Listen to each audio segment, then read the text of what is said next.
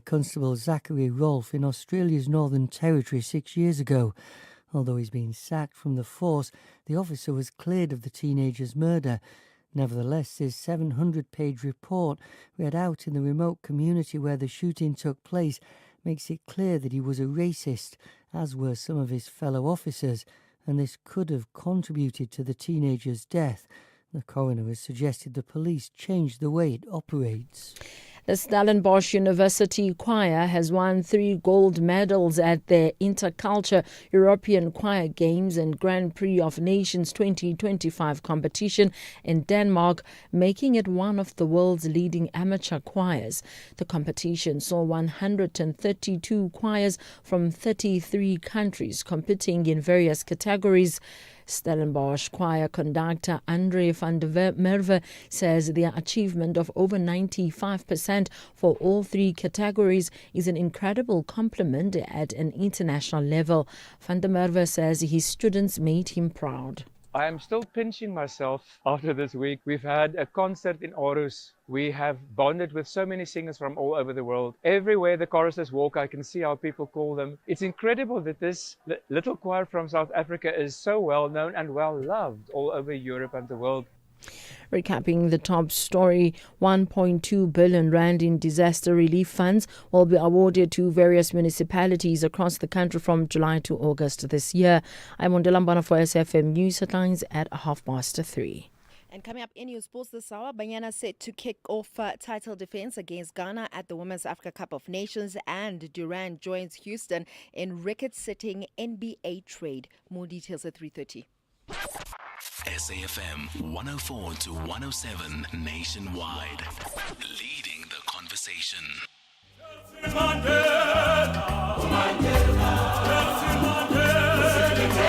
This Mandela Month, SAFM celebrates the spirit of Ubuntu, calling on all South Africans to engage, uplift, and do good for one another.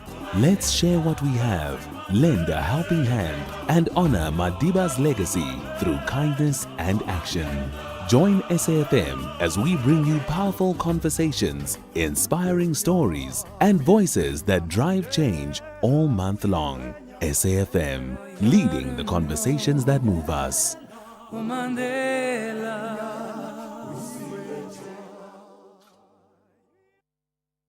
With the ever-changing financial landscape, it can be difficult to make sense of all the moves at times. Join me, Jimmy Moyaha, on the SAFM Market Update with MoneyWeb, Mondays to Thursdays, 6 to 7 p.m, as we break down the key market trends, top financial stories, and smart investment insights, all in one place. It's everything you need to stay financially informed and ahead of the curve.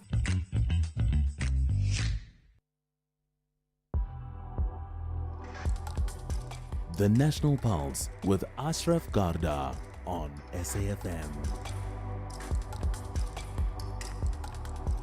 You're listening to the National Pulse, weekdays 3 to 6 p.m. You know, I've been talking about my conversations with Uber drivers in the last couple of weeks, right? And so this is the one that happened today. I jump in the car, and the Uber driver, Greece, we talk, and he says, "Aish, man, what's going on?" I said, "What?" He said, this Mkwanazi story. Who's the Tsotsi and who's not the Tsotsi? Do you know? So I said, I think you better listen to the National Pulse from 3 to 6 anyway. And then as we continue talking, somehow the words move from state capture to police capture. Well, in essence, that's what we're talking about after that dramatic day yesterday. And you could say, if nothing else, is it a case of Mkwanazi versus Mkunu and a whole lot more? Well, either way, my name's Ashraf Garda. This is the National Pulse. Great to connect with you as always. And of course, we're going to have to talk about that issue of what I call police capture, or Mkwanazi versus Mkunu. Give me your thoughts as always, but let's look at some, and I know many people have been commenting already anyway, but when you get a chance, let's look at some fresh responses based upon the conversations we'll be having. Save this number, 086 000 2032. Bank it on your phone. You need it all the time. It's a live call-in number. to WhatsApp, it's 0614 104 107, text or voice note. And by the way, you could tweet out right away, the National Pulse. So I asked you this. I mean, yes, one may say it's allegations, but what do you make of these allegations of what I'd call police capture or state security capture? What do you make of it? I'd love to know what you think about it. Let's then get on to the issue. So you know this. Yesterday, which should be this chill Sunday afternoon, and you know, when we talk about other things, it then turned very quickly to the dramatic news coming out of KZN, where the KZN commissioner, Nhlanhla Mkhwanazi, well, he revealed lots of things, right? And I mean, amongst the things that he spoke about was talked about political interference into investigations. He talked about the disbandment of the political killings task team, and he spoke about a syndicate of politicians, police officials, high rankers in both cases, Metro police officers, I could go on, business people, prosecutors, all of them part of a syndicate. It's almost hard to understand really what's going on and who's saying what and what that really means, okay? But I'll tell you one thing. Getting into studio now, besides the Uber driver, I mean, I meet 4 people and all had only one thing to talk about, and that was what we're talking about now. So let's get to that. Dr. Leonard Max with me is the former Western Cape Provincial Police Commissioner. Good to connect with you. You're on the National Pulse. Hi. Good afternoon, Ashraf. Thank you. Well, you know what? We thought we were going to get your perspective of what happened yesterday. Maybe starting with this, right? I mean, whether you're watching live or you were alerted to say, hey, you better watch this now. Just what went through your mind when you found the revelations were being spoken about one after the other? Yes, I was totally surprised that Mkhwanazi actually did that on a Sunday. Now, my question, which I've got, is that in terms of the protocol, as provincial commissioners, we report to our national commissioner. And now the question which arose yesterday was, why did they report to the national commissioner? And did they have the authority and permission from the national commissioner to conduct such a media briefing? What they said actually is very serious allegations, especially implicating the minister and the judiciary. That make it very, very extremely serious. And yes, and I'm looking forward to see what the president is going to do with regards to these allegations. Okay, so if we're in a situation where that there was no permission sought from the national commissioner, right? I mean, there's a fair bet that would be the case, right? How much of a downer is that? Meaning, in the procedure, in terms of following procedures, how much of that takes away from Mkhwanazi's comments or revelations? No, it is a transgression, disciplinary-wise. But the allegations are still standing, and until it has been refuted by the people implicated in this allegations. And what actually can happen to Mkhwanazi is that in terms of the Police Act Section 8, subsection 3A, that the National Commissioner and the President can suspend him until such time that the investigation is finalized and upon receipt of the recommendations of the investigation. But on the other side, the minister is also implicated, and you know, history has proven that the politicians actually protect each other. So I doubt whether there will be any steps against the minister, and that is problematic. If the president and the national commissioner suspend Mkhwanazi, I mean, Mkhwanazi actually have a very good profile amongst the citizens of this country who are sick and tired of crime. And he's been applauded for killing criminals. And I would love to see what is going to happen. It might be viewed that the suspension of if it happens that they suspend Mkwanazi, is that the government is covering up. So I'm looking forward. It's actually a very serious issue which needs to be dealt with. And as you previously said in your conversation, the trust in the police, the trust in police was, according to the Human Science Research Council in 2021, at 27%. Now I can imagine that it is even lower now. Okay, let's then talk about this. So let's just say, let's put the procedural aspect aside for the moment, okay? Because one can debate that. What about the allegations? Yeah, the allegations that there's political interference, that begs the question. In terms of the Constitution, Section 207, the President appointed a man or a woman as the National Commissioner to take command and control over the police. Now that means that that person is in charge of all operational activities as well as the management. And the counter to that is that minister, in terms of Section 206 of the Constitution, is responsible for policy.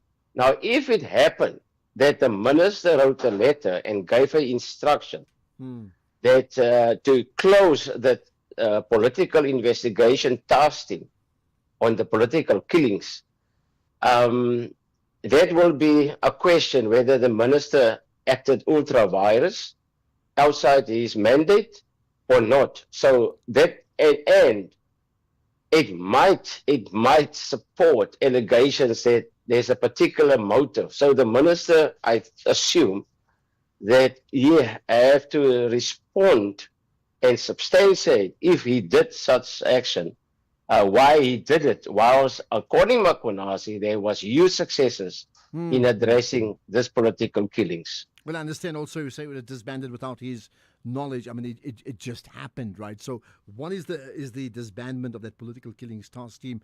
The other is actual interference from the Minister of Police, right on top, all the way down to some key players. And I mean, he spoke about a syndicate. You know, I mean, look, you've been involved in a senior position of leadership within policing yourself, right?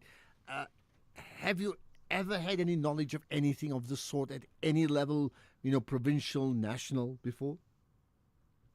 With Jackie Selebi is a very good example that he was implicated to be corrupt actions with underworld figures. And there's a lot of allegations of fraud, corruption. Senior officers is actually suspended and removed from the ranks of the police. So it is not impossible, but I really hope that Mkwanazi got proof of his allegations, because he opened him up to criminal complaints like criminal injuria, as well as civil action, for defamation. So I hope that he can substantiate all those allegations.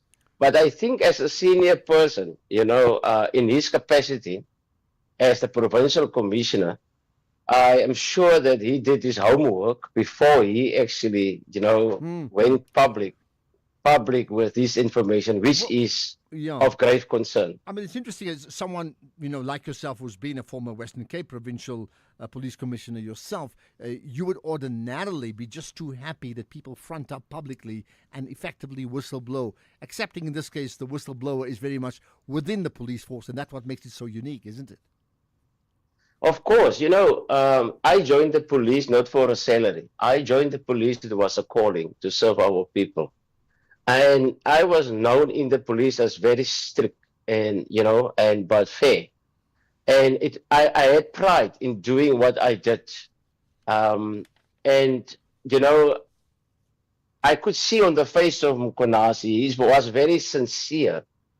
And he was very proud of the fact that he is a police officer, and he also said that he will defend the badge of the police in the community with his life. So for this, if this is true, now, then I I would suggest that the president should institute a commission of inquiry, not only into these allegations, but all the allegations in SEPS, and with a view to review the whole SEPS structure with appointments, qualifications, whether they're capable of doing the job, etc. Would you say a commission of inquiry, or should they, and we know the president's still in Brazil right now at the BRICS summit, should he come back and effectively suspend, 4 or 5 key leaders who've been fingered already? Should that not be the basis of what happens next? You see, I've got the gut feeling. I know politics. I was there for some time. Politics is very strong. Although you are right that you are at risk, the politicians got this attitude of protecting each other, because in politics there's scams. So you don't want to anoint the camp which can support you and ensure your future in as a president. But I'm not saying it's not going to be going to happen. But that is how politics works. So there might be suspensions when the president actually make a decision, take a decision. Okay. Yeah. But I hope that he will expedite an investigation into these allegations, because judiciary is now questioned. Prosecutors, we know for a fact that some of the prosecutors in the country were also arrested for corruption, etc. Police is known for corruption, and a survey by the Bureau of Corruption Watch declared found that the police is the most corrupt institution in South Africa. Yeah. So that's what Mkhwanazi is saying, is confirming actually that particular survey. Okay, so here's the point, right? And this goes back to the very, very beginning of whether Mkhwanazi was politically, or rather procedurally correct or not. I mean, some may argue that he had to drop his correct procedure position, because if he followed procedure, then that testimony would never see the light of day. He was forced to do what he had to do because what he found was so many rotten apples in the entire system. I mean, do you get that? Yes. In Afrikaans they say, "Is gatvol." He might not, or he didn't trust, might not trust his internal avenues, which he didn't follow. But and he found, or he decided actually the best way to get it out, to get attention, the right attention, is to make it public, so that no one can cover up and keep this under the carpet. And it is maybe as a result of frustration, Maybe he raised these things internally, I don't know. But he acted like somebody, as we say in Afrikaans, which is gatvol. Okay. And it is now or never. And he did it. Wow. So I hope he got his ducks in a row that to prove these allegations against the individuals which you mentioned. Let's leave it at that. I think you're spot on there, Dr. Leonard Max, that that phrase, is he gatvol? Clearly that may be the case. And the second one, did he get the national attention? Well, there's no question about it. He certainly did that. And that is why we're talking about it, because we can feel it here on the National Pulse. So, Dr. Leonard Max, thanks for your time. Now, I'll tell you what, you listening, we're not going to delay this thing. We're not going to delay it for another half an hour. We want to talk to you now. You can call in now. You can WhatsApp now. You can text now. You can tweet out right away. I need to feel your pulse after this. If you think you cannot afford a lawyer, think again. Clientele Legal has made professional legal services affordable for you. Whether it's a civil, criminal, or labor-related matter, we have a nationwide panel of attorneys standing by to assist you. SMS SAFM to 32195. That's SAFM to 32195 and we'll call you back. Clientele General is a licensed non-life insurer and an authorized FSP. Standard rates and terms and conditions apply. Keeping your family healthy this winter can feel like a daunting task. Try the Lung Shield range. It includes capsules to support healthy lungs and immunity, a syrup for kids that supports the immune system and promotes lung health, and an effervescent with 13 essential ingredients to optimize immune function. Put your family's health first this winter with the Lung Shield range. Available without a prescription at leading pharmacies. Lung Shield, prescribed by doctors, recommended by pharmacists. X at SFM Radio and at Ashraf Garda. So let me hear what you have to say. You're on the pulse. I know what your pulses are. I think I know. Let's hear it. JJ in Polokwane, you first up. Go for it. Thank you, Ashraf. Things that matter most must never be at the mercy of things that matter least. Our constitution also speaks about transparency. Left, right, and center even demand that the legislation must be transparent also. Today, Mkhwanazi is talking about what is wrong in the police service, and he gives whatever he believes is correct, is the correct information.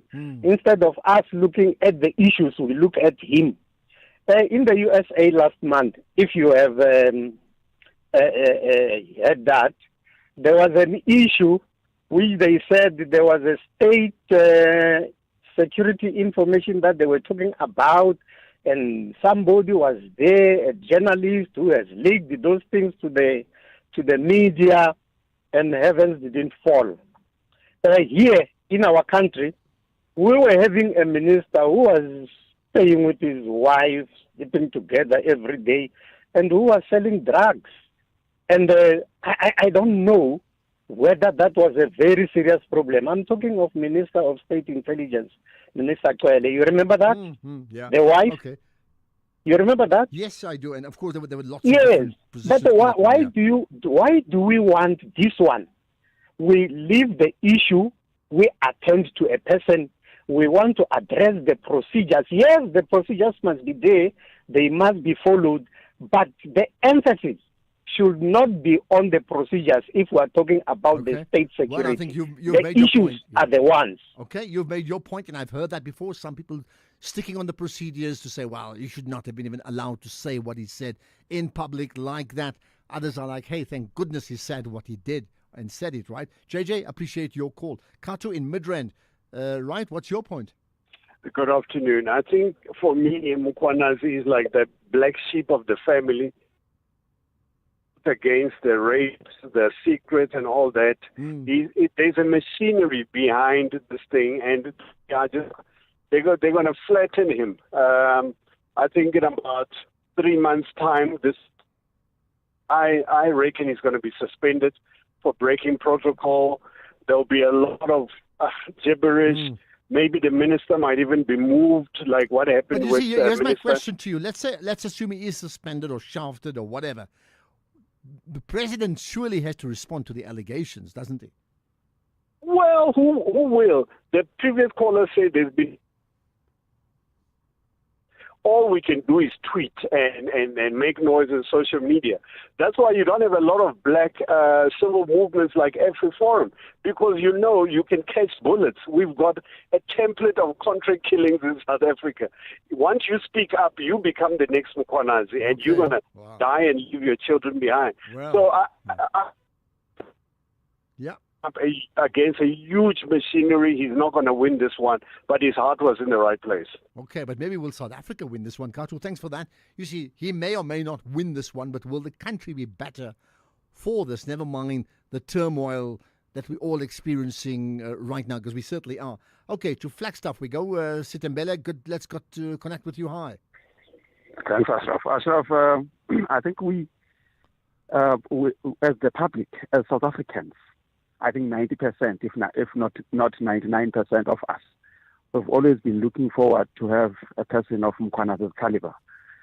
I'm one of those people that have always been the staunch supporters of that gentleman because he is fearless.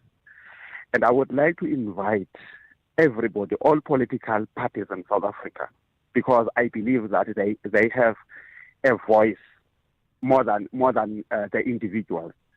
If we can all march and organize everybody to ensure that we rally behind that gentleman and support him, against all odds, because we are the ones who are suffering. And that gentleman, I liked him yesterday when he said, I will die, and which is what he's always been saying, that he will die for the badge. Because I know that he is the target. He has always been the target, but because he's that top cop, it's not easy for him to be, just ambushed like that. Well, so I wish all political parties can just support that gentleman and everybody in South Let's see Africa. how it Thanks, plays Ashraf. out. I think it's a fascinating one. The political parties, starting from the African National Congress, how would they respond? Starting from the president. Then, of course, all the other political parties. Then the civil rights or civil society movements that we talk about, right? And I mean, he's, to quote Mkonazi, saying, I am not concerned about my safety. I am prepared to lay down my life for the safety of South Africans. Wow.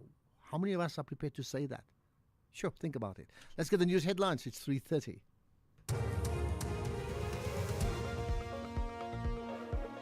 On the news headlines, the chairperson of Parliament's Police Portfolio Committee, Ian Cameron, says President Cyril Ramaphosa should urgently act to protect the credibility of the police service. The Section 59 investigation panel into allegations of racial discrimination by medical schemes against black healthcare providers in South Africa has concluded that the procedures implemented by the schemes violated the rights of procedural fairness of some individual practitioners. And Kenya protesters have refused to back down as nationwide demonstrations intensify. A full update follows at the top of the hour. SAFM, guiding you through the rush hour traffic. Good afternoon. Starting off in Gauteng, the N1 southbound in Midrand has a stationary vehicle before Olifantsfontein Road, and the N3 northbound in Bedfordview slow moving on the link to the N12 east at Kilulis interchange. In KZN, the N3 eastbound, an earlier crash after Cliffdale exit has been cleared, but traffic remains slow moving, and the N3 westbound queuing towards Cliffdale. In Cape Town, Albert Road outbound slow moving through Woodstock, and Victoria Road outbound slow moving through Woodstock. With your traffic update, I'm Irma G.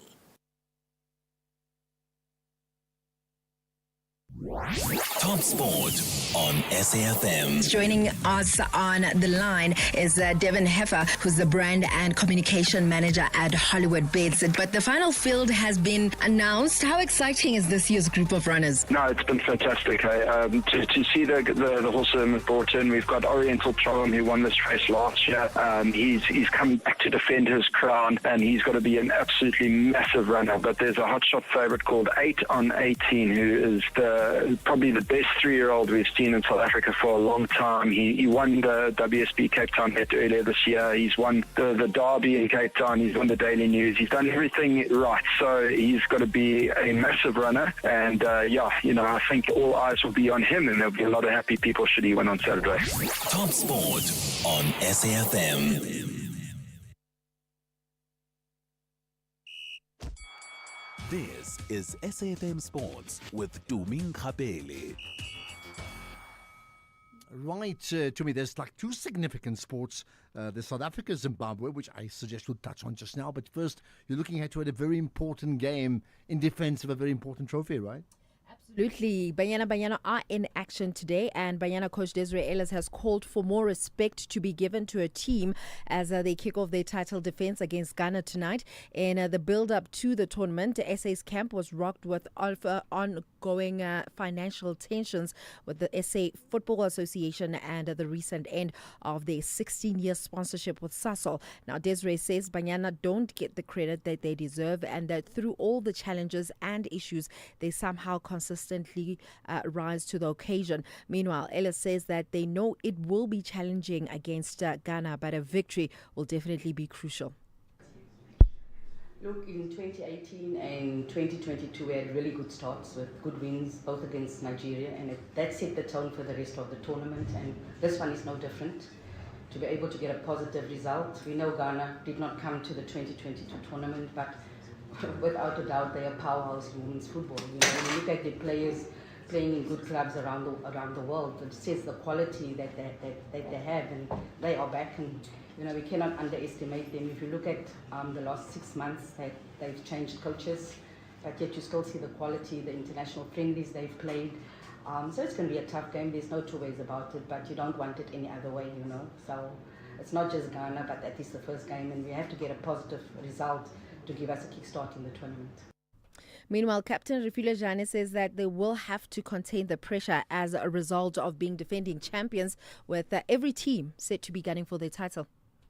Well, the objectives still stay the same. I think everyone that goes through the tournament goes to win it. So now with the pressure of trying to retain it being there, it's no different for the team. We're hoping that we can do our level best, play our best games, and try and retain the trophy and make South Africans proud. Well, then moving on to cricket, the Proteas are in action against Zimbabwe. It is the second test, and just looking at the current score, just looking at that first innings, we see Zimbabwe are currently on 129 for 8 in the first innings, and they're currently trailing by 497. And still staying with that one, Proteas batter David Bedingham sang his captain Vian Mulder's praise. This is after a double-ton knock yesterday, and Mulder ended that day on 264 not out and was well supported by Bedingham and Luandre Pretorius, who scored 82 and 78 respectively on the first day of the second match. And he says that Mulder worked his socks off to achieve such a feat, as he became the 7th highest scorer for South Africa in a test single innings. For Vesey to bat a whole day, what did he score? 260 odd. I know how hard he's worked for 5 years, and it's not just, let's say, the last three months. I think he's wanted it for so long. So I'm really, really happy and chuffed for Vesey. And yeah, I think as a team we all really like each other's success, but I think especially seeing Vesey do well, I think the team really likes it and appreciates it. In athletics, KwaZulu-Natal Athletics President Steve Mkasi has confirmed that his province has formally written to Athletics South Africa requesting that President James Moloi step aside. Now, the move follows Athletic SA's appearance before the Parliamentary Portfolio Committee on Sports, Arts and Culture last month, where concerns were raised about Moloi's use of a Federation's credit card. This was between December 2022 and January 2023. So far, only 2 provinces, KZN and Southwestern districts, that have submitted letters to Athletics South Africa's acting CEO, Terence, saying that James Moloi must step aside. We made it clear in our board resolution that everyone is presumed innocent until proven guilty. And such a presumption applies to the president. Ask us as KZNA asking for him to step aside is not for cheap point scoring purposes. It's rather to protect the dignity of the sport and the integrity of athletics. Ending things off with basketball, NBA star Kevin Durant has joined the Houston Rockets from the Phoenix Suns in a record-breaking trade deal involving 7 teams. Now, the move was first announced last month, but was confirmed yesterday when the league's new year officially started. The Atlanta Hawks, the Brooklyn Nets, the Golden State Warriors, the Minnesota Timberwolves, LA Lakers are all involved in the deal, which involves 13 players and several future draft picks being exchanged. The previous record for the largest trade in NBA history was 6 teams, set last summer when Klay Thompson joined the Dallas Mavericks. Now, Durant was named the 2014 most valuable player, won 2 NBA titles with the Golden State Warriors, and is a 15-time All-Star. He also won 4 Olympic golds with the U.S. basketball team. Also, just to confirm, that game between Banyana Banyana and Ghana gets underway from 6 p.m. I'll have more in the next hour. Well, there you are. So the big game today? Big game today. It is a key match that you want to start well, right? Yes, definitely. And I really do hope that the off-field matters around Banyana does not affect them. I do agree with Coach Desiree that they do deserve more respect. But despite it all, they still deliver. And that's why I always say I will forever salute Banyana. And you're wearing a South African top. I'm not even saying what team because I'm going to leave it to you to tell us what it is. Banyana. Well, we're supporting Banyana. Well, that's my point. So why are you not taking a picture of it? I will. Well, the whole country wants to know. So can we do that? You'll take a picture? Yes. And you'll post it? Yes. In solidarity with Banyana today? Absolutely. Okay, next question. Why am I not wearing it? But why are you not? I have not been given one. There we are. Maybe it's cut for a lady's size. Either way, I am not wearing it, but you are. Please tweet me, and we'll get Fusani as well to share it on SFM Radio's Twitter feed too, so they can check it out too. You're ready. All right, perfect. Let me get this right, Ron. You're a plumber by day and Pretoria's smoothest wedding DJ by night. Yeah, started out as a passion and now I've got bookings until December. And a smoke machine that needs its own seatbelt. And you sold your car to buy a van through We Buy Cars. Brew, it was music to my ears. Zero admin, no long queues. They pulled in, checked it out, and before I knew it, I had cash in the bank. Now that's a banger. We Buy Cars. Geared for your passion, geared for you. Nelson Mandela once said, "There can be no greater gift than that of giving one's time and energy to helping others without expecting anything in return." What's your Mandela Day game plan this year? Why not lace up those sneakers and hit the ground running at our annual Mandela Day Walk and Run on July 19th at the DP World Wanderers Stadium, Ilovo. You can walk 5Ks, run 10 and 21Ks, and still have enough energy to have fun. It's a whirlwind of fun and laughter, all for a fantastic cause. Every cent goes to support the excellent work of the Nelson Mandela Foundation. Enter on mandeladay.com or register for the virtual race on fundnation.org/Nelson Mandela. See you there. You are listening to the National Pulse with Ashraf Garda. Right, what we'll do, we should be crossing to Sophie Mokoena shortly. She's been part of that whole delegation with I on the BRICS summit in Brazil. But I'll tell you what, as we wait to connect with her, it gives us a chance to get more thoughts from you, more calls. And perhaps, as you answer it, it's no sense repeating what you felt yesterday because a lot has changed. I think some fundamental issues need to be answered. One is, what seriously should the president do around the allegations you've heard around effectively state security and what has been described as like this whole syndicate, right? What should he do? Number one. Number two is what can he do, right? You've heard Leonard Max talk about, politics and the influence of politics, which is very disturbing, actually. Number three, a lot has been spoken about, including Paul O'Sullivan, talking about the procedures of Mkhwanazi. I mean, how much of attention do you pay to that? That means assuming he's been procedurally wrong. So it's almost like somebody coming to Parliament without being an MP and taking the stage. So you may fault him for procedures, but is what he's saying so important in a country where we are battling on many fronts, including not just corruption, but including crime. And then when you find the issues of, and I'm talking about violent crime, and when you find that daily we talk about why can't we get our hands off crime? Why are we not getting it right? And you hear stories like this and you just wonder. For example, that allegation of the disbandment of in particular, the specialist task team around political killings, right?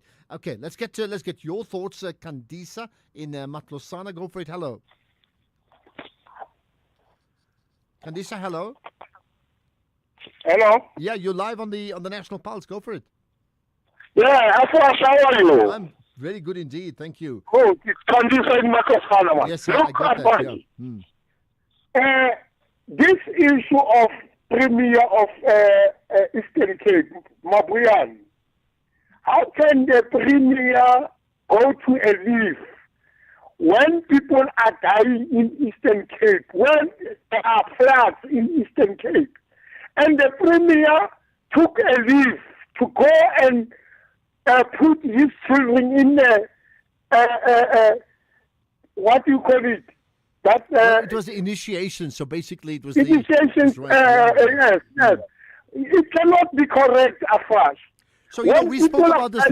We spoke about this last week. We had somebody who was within the inner circle who spoke for for Oscar Mabuyane and saying, hold it, you must understand he had to be there and he was away for only 2 days and he had delegated to other people.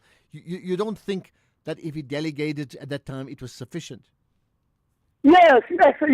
Look, Afrash, it's a premier. It's somebody who is elected by people.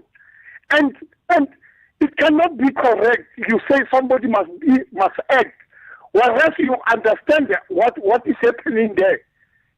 Okay, I hear you. I wonder whether others concur. It's an issue we sort of spoke about at length last week, but even now, a week later, do people still feel strongly about that position? The fact that the Premier of the Eastern Cape took time off to spend time with his sons, right? Because they had to undergo an initiation, very important cultural initiation, I may add. But how does he balance that importance versus his role as the Premier in the time of disaster, and a major disaster at that? Right, let's talk about the BRICS Summit 2025. Sophie Mokoena has got eyes and ears on that right after this. Conversations that you connect with and react to. SAFM. So it's been a busy time, and if you wonder where the South Africa's president is, well, he returns home shortly, and he's got some big decisions to make. He's also been part of a BRICS Summit 2025, where they've, as always, have some important decisions to make. This time the summit was held in Brazil, as you know, 2 years ago, in South Africa, then Russia last year. It sort of rotates between the big five. How that will change down the line, I don't know. But let's find out more about what was discussed and agreed and resolved today with Sophie Mokoena, SABC News International Editor there. Sophie, appreciate your time as always on the National Pulse. Thank you, Ashraf. Right, so tell me what are the key bullet points for you that's emerged from this year's BRICS Summit? Well, I think since the inception of this group, fortunately I've covered the group for quite a long time, when it was just BRIC and when it became BRICS.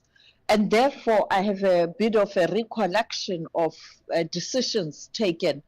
A massive decision that was taken was the expansion and also the establishment of the Development Bank. But it was more of trade and investment, an association of member states. But it has since changed to become a formidable force with the GDP that surpasses the G7. And therefore it has become a real force. And also it has tried to adapt with changing times, as we can see that the geopolitics are dominating the news, are affecting trade and investment, and therefore now moving also on issues of trade and investment, but also on geopolitics. And therefore this summit took far-reaching decisions, and the statement hard-hitting on the attack on Iran by Israel and the US, something that we are not used to because you have countries such as India who are friends with the US. Hard-hitting response to the tariffs, and also a decision to expand the membership of the bank, Algeria now the newest member. And I think for me that multipolar world taking shape in front of our eyes. It might not be felt now, but this is my experience that in my twilight years of full-time work, here is something massive happening. Okay. Did you get a sense, because one of the allegations that's been made against BRICS as a community has been that even when South Africa, for example, has been under fire from Donald Trump and the Americans, and then others as well, I mean, you just gave the example of Iran now, that in fact members of the BRICS nations have always been left alone with very little pronouncement from the leadership for a good number of years. I mean, did that sort of thing come up in terms of the absence of BRICS positions on key geopolitical issues? I think this is something that they did reflect on when you look at the statement. So it speaks to going forward, we may see a different position now that they have spoken and they have agreed. And therefore you will see a situation where the BRICS member countries will be defending each other. For example, Trump yesterday posting on Truth Social that is going to impose 10% tariffs on all member states of BRICS and those countries that support BRICS policies, you can already hear a united voice pushing back. Russia has pushed back. This morning, I spoke to the Minister of International Relations now and the DM of the Finance, that is Dr. David Masondo, very powerful, pushing back on that and using the same phrase and words used by the leaders in that statement. And therefore, I think going forward, you'll see a different posture. So what did the countries then say about that 10% across the board tariff for all BRICS nations? They are saying that it's not the right thing to impose tariffs on other countries and protectionism, and that you have to use the rule-based system within the WTO to negotiate when you are aggrieved. And it's something that America threw out of the window with Donald Trump coming back. I mean, he doesn't take the issues of WTO seriously, and therefore that is why you need a unity of purpose within this group to push back and ensure that you affirm the role of the WTO, the role of the UN, the role of the Security Council, World Health Organization, and other important multilateral organizations and agencies, but push for reforms of the IMF and the World Bank, the global financial system, that was not geared towards helping poorer countries and developing South, because only the victors benefited after the Second World War. I certainly want to pick up. I want to pick up on that, and certainly the issue of the monetary systems, and we'll do that right after this. The Copper Queens are not willing to settle for anything less than a win. But the Teranga Lionesses believe they have everything under control to roar with victory to the referee's final whistle. This is the Total Energies Women's Africa Cup of Nations Morocco 2024. Catch the thrilling action between the West and the South. Zambia versus Senegal this Wednesday, 9 July at 5:30 p.m. Streaming live on SABC Plus and SABC Sport on DTT Channel 4. Where Africa competes, South Africa connects. Proudly brought to you by SABC Sport.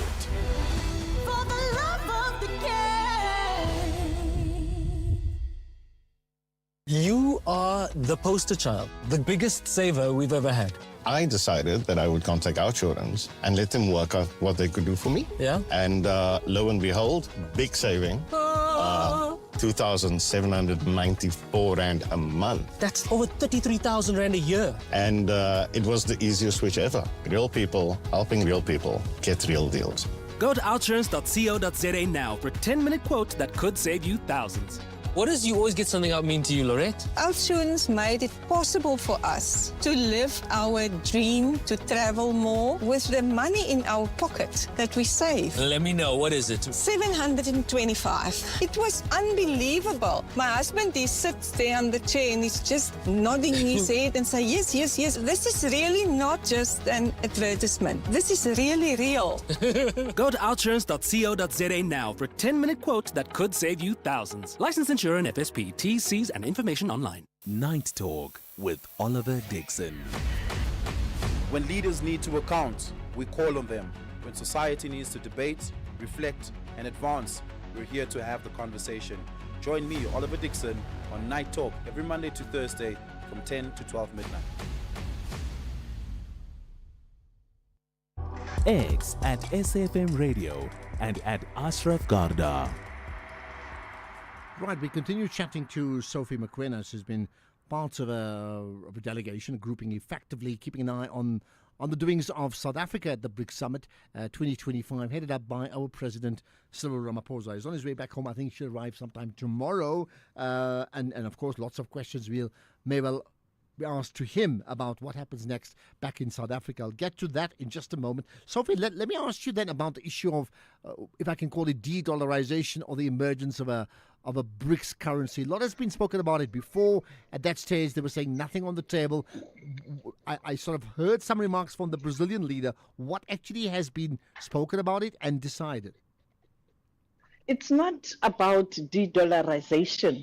The group has taken a decision to push that when they do business, member countries among themselves, they can use their own currencies so that you avoid the problems of clearing system with SWIFT when one member state is under sanctions. And therefore, that's what they've done. There was no talk of a new currency, but rather to say when we do business amongst ourselves, we don't have to use the dollar as the trading currency. Let's use our own currencies. And already other countries are already doing that, Ashraf. And therefore, they were just, that's the issue. But it doesn't sit well with the Americans, because when you start doing trade with your own currencies with other countries, you limit the power and the influence of the dollar, much as it's not a direct de-dollarization or coming up with your own currency like the European Union with their own currency,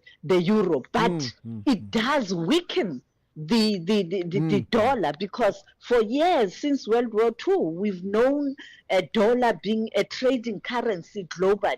And you touching on the tool that's being used by the Americans to whip people into line or countries into line. So that's what they have done. So to be clear then, is the decision simply to trade amongst each other as BRICS countries, and not in dollars, but in what currency if it's not a BRICS currency? South Africa, you pay Russia with your own rand. China, you pay South Africa with your own currency. You work out the exchange. You don't have to use a dollar to pay China. You don't have to use a dollar to pay Russia. That's the decision. And it's already happening.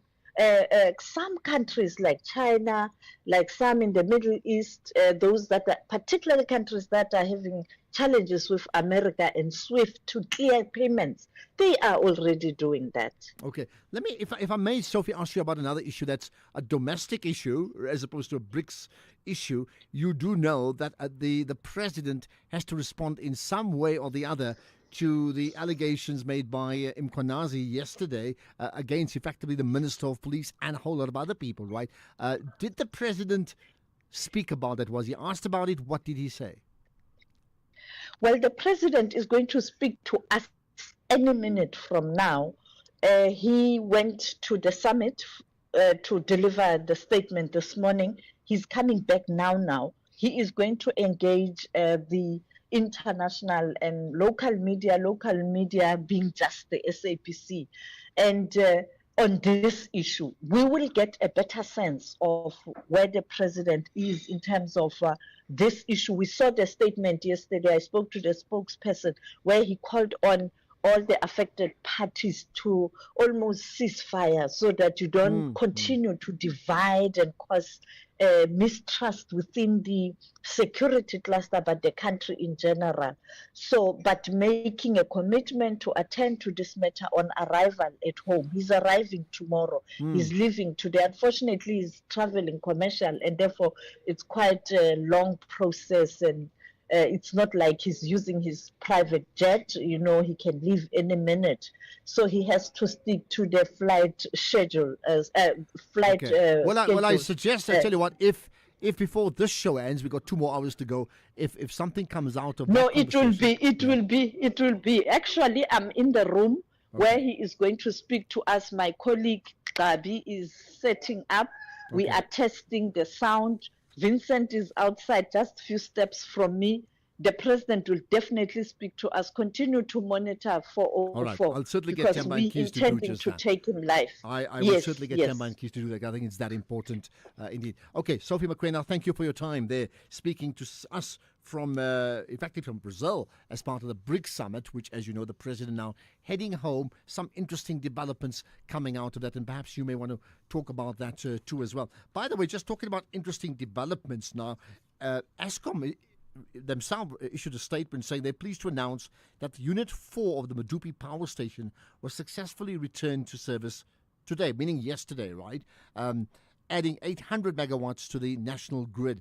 This milestone strengthens South Africa's energy security and enhances the stability of electricity supply. So I'm just putting it out there. It came through yesterday, and perhaps in the midst of all the other drama of yesterday, that one maybe just slipped by, which may have taken even more prominence if it's not been overshadowed by something more dramatic than that. Let me pick up some of your quick comments via WhatsApp. Here's one.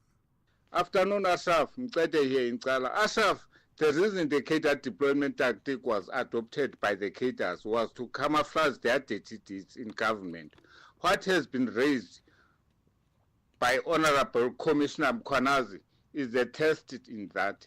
I'll advise Asaf not to be investigated this case by our mentioned compromised judges and justice system, but by Western countries, not African countries, as this includes high-ranking politicians and must be quick. And please, the president must not set commission in this. It mustn't be a long process. Please, thanks, Asaf. Okay, there we are. Well, I tell you what, no, man. I hear what you're saying about no long commission. I hear that.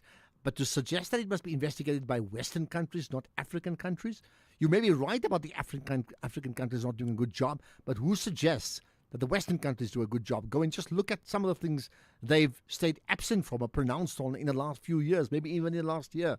Think about it. I just think we need to, get rid of that bias to suggest that only certain people do things better than all of us. But think about that. 4 o'clock, it's the news with Ondela.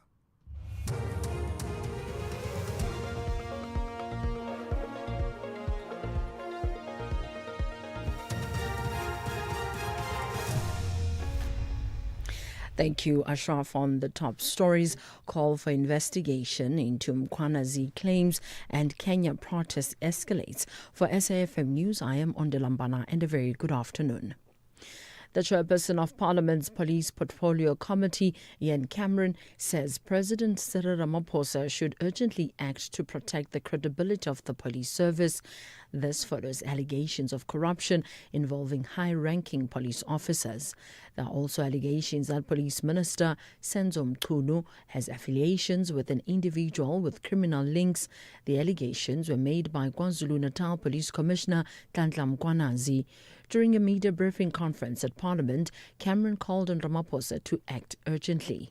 As the head of state, the President has a responsibility to implement an intensive investigation into the corruption allegations at SAPS to protect and promote the credibility of the service. The committee welcomes, and this is the Police Committee, the assurance of the President in his latest press release to give the matter due regard upon his return from Brazil, but has urged that this matter be priority number one. The Section 59 investigation panel into allegations of racial discrimination by medical schemes against black healthcare providers in South Africa has concluded that the procedures implemented by the schemes violated the rights of procedural fairness of some individual practitioners. This was revealed by the panel during a media briefing in Pretoria. The panel was set up in 2019 following allegations by black healthcare providers that they were being discriminated against by medical schemes and administrators, and their claims were being withheld based on their race and ethnicity. Chairperson of the panel, Advocate Tembeka Ncukaitobi. We have found that the current procedures that were at play as at 2019, which was the cut-off date for our investigations, violate the right to procedural fairness of individual practitioners. And as I say, we've considered in detail the explanations and the justifications given by the schemes, but we have not changed that finding. Eastern Cape Judge President Selby Mbenenge has described the allegation that he allegedly solicited an act of sexual nature from Judge's Secretary Andy Swamengo as false and an attempt to shame him. Mengo accuses the judge of sexual harassment in the form of in-person interactions and electronic communication between June 2021 and November 2022, an allegation he denies. The top judge took the stand in the Judicial Conduct Tribunal sitting in Sandton, Johannesburg. He described the allegation of indecent exposure and subsequently requesting a sexual act from Mengo as malicious. From the complainant's camp, it's either 15 or 14. I don't know why, but I'm going to deal with that. Chairperson, I can't help but refer you to page 10 of the document, page 10 of the bundle. And I must say, in my view, this thing about 14 November is not only false, but with due respect, it is malicious and it is being pursued by the camp on the other side to shame me. 1.2 billion rand in disaster relief funds will be awarded to various municipalities across the country from July to August this year. The Eastern Cape province, which was severely impacted by the recent floods that claimed 103 lives, including school children, will receive the biggest allocation. The monies are being allocated in 3 phases. Briefing the media in Johannesburg, COGTA Minister Velinkosini Hlabisa warned against the misuse of the funds. He says a verification process will be done to ensure there are no price inflation.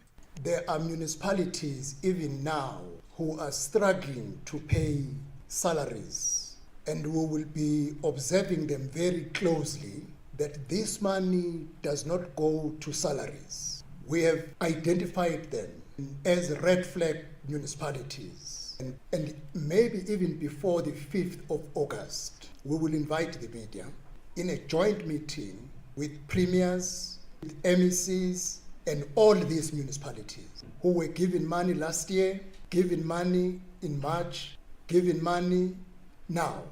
And we want to be transparent. Kenya protesters have refused to back down as nationwide demonstrations intensify.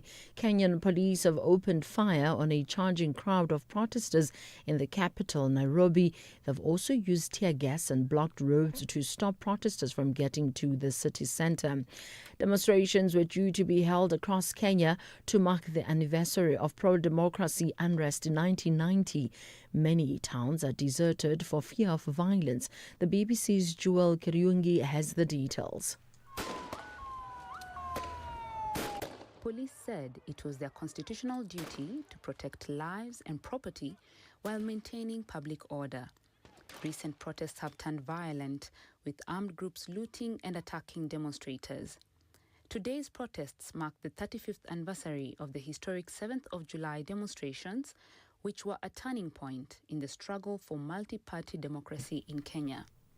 Recapping the top story, the chairperson of Parliament's Police Portfolio Committee, Ian Cameron, says President Cyril Ramaphosa should urgently act to protect the credibility of the police service. I'm on Delambana for SFM News headlines at 4:30.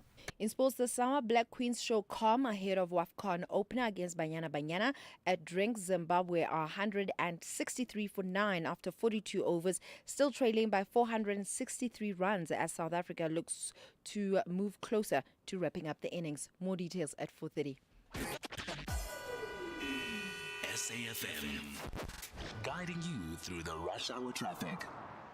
Good afternoon. Starting off in Gauteng, the M1 southbound in central Johannesburg, slow moving towards Crown Interchange, and the N1 northbound in Midrand, slow moving towards Olifantsfontein Road. In KZN, the M13 westbound in Pinetown, queuing towards the M7 St. John's Avenue exit, and the N3 westbound, queuing towards Cliffdale. In Cape Town, the M5 southbound is slow moving towards Milner Road, and Victoria Road outbound slow moving through Woodstock. With your traffic update, I'm Irma G. SAFM 104 to 107 nationwide, leading the conversation. Botswana is in high spirits to stop the West Africans. However, the Super Falcons want to illustrate why they are 9-time African champions. This is the Total Energies Women's Africa Cup of Nations Morocco 2024. Catch the superb clash between Botswana and Nigeria this Thursday, 10 July at 8:30 p.m. Streaming live on SABC Plus and S3, where Africa competes, South Africa connects. Proudly brought to you by SABC Sport. For the love of the game.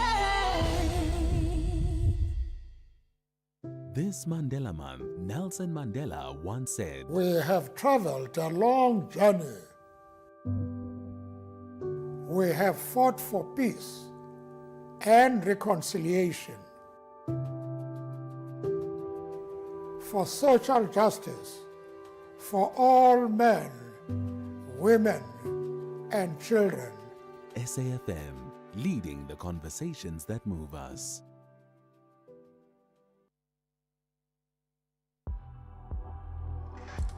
The National Pulse with Ashraf Garda.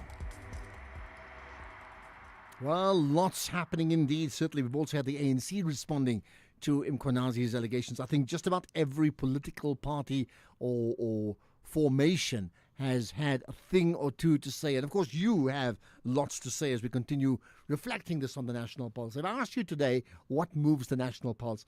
I'm trying to see if we can, in fact, move beyond the obvious. And I don't even, although I say I try, I'm being rhetorical about it. Really, you can't try. You just have to reflect on this big issue that developed yesterday when you've had a situation where Mkhwanazi, Nhlanhla Mkhwanazi, in fact, making the point, maybe unexpectedly so, making some serious claims around effectively political interference and going all the way up to the Minister of Police, Senzo Mchunu, and then going down to some key members of the police in the political spaces, in business, in prosecutor, amongst the prosecution as well. It didn't stop. It went all the way down and then talked about the disbanding of the specialized task team when there were so many convictions that were set to be nailed and a whole lot of allegations around that too. I mean, here's my question, not so much to let off steam, but how do we take the story forward, accepting the call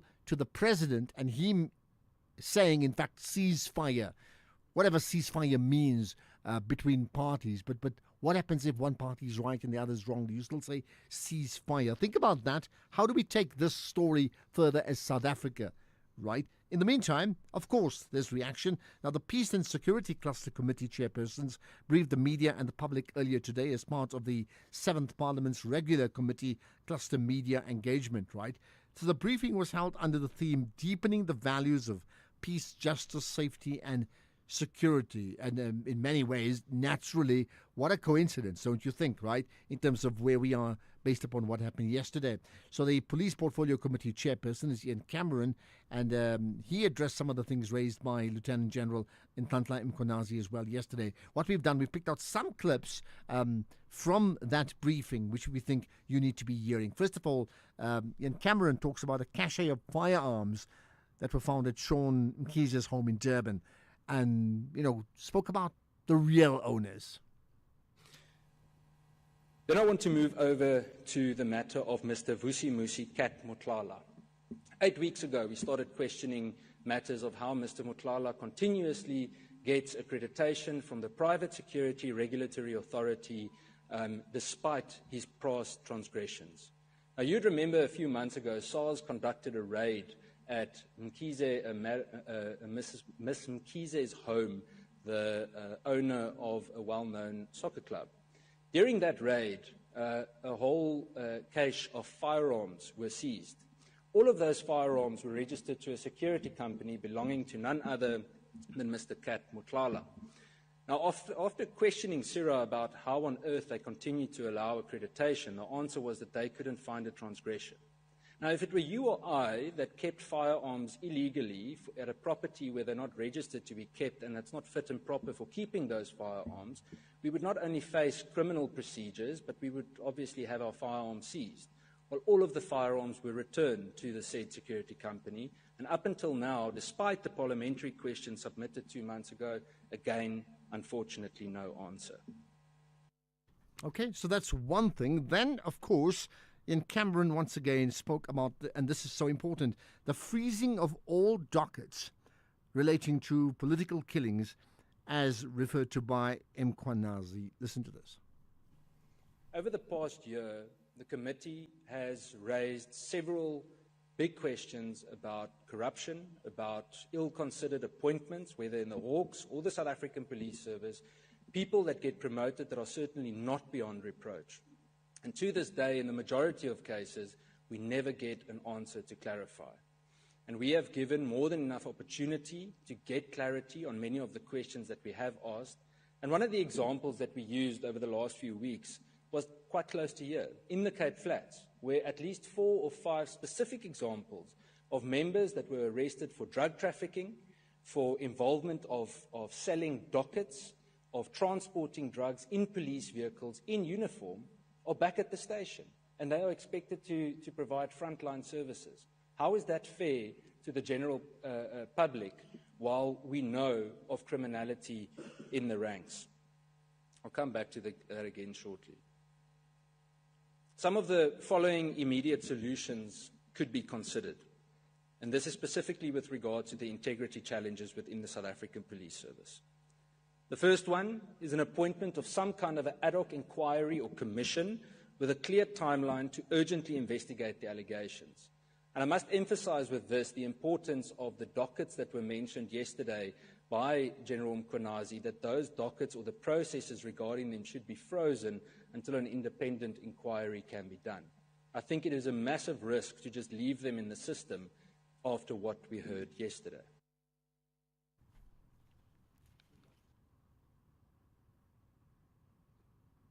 Okay, now Ian Cameron then spoke about and asked a question, or rather, in fact, answered a question on whether, because he was asked whether the Minister of Police should be suspended. Like it's the $1 million question, isn't it?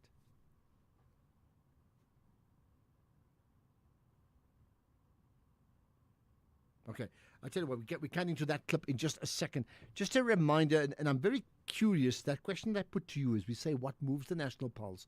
You have your own thoughts in terms of that question. Should the Minister of Police be suspended? He hasn't been found guilty of anything, but he's been fingered by a person with some clout, and the allegations are really, really serious. So should he be suspended, yes or no? Well, here's Ian Cameron's response.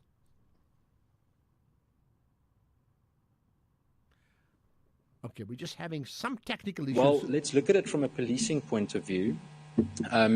If a police member has in any way allegedly performed some kind of misconduct, there's usually suspension. Many people always explain it as though it's punitive to that police member, but that's not the reasoning behind it. The reasoning is to protect the integrity of the institution, 1, and 2, of the investigation. Now, if any preliminary investigation indicates any form of political influence from anywhere in the ministry, suspension should be considered, and that is to protect the integrity of the institution and the integrity of the investigation. Okay, and then, well, I mean, is his reasoning logical to you? Does Ian Cameron make sense, right? Here's another.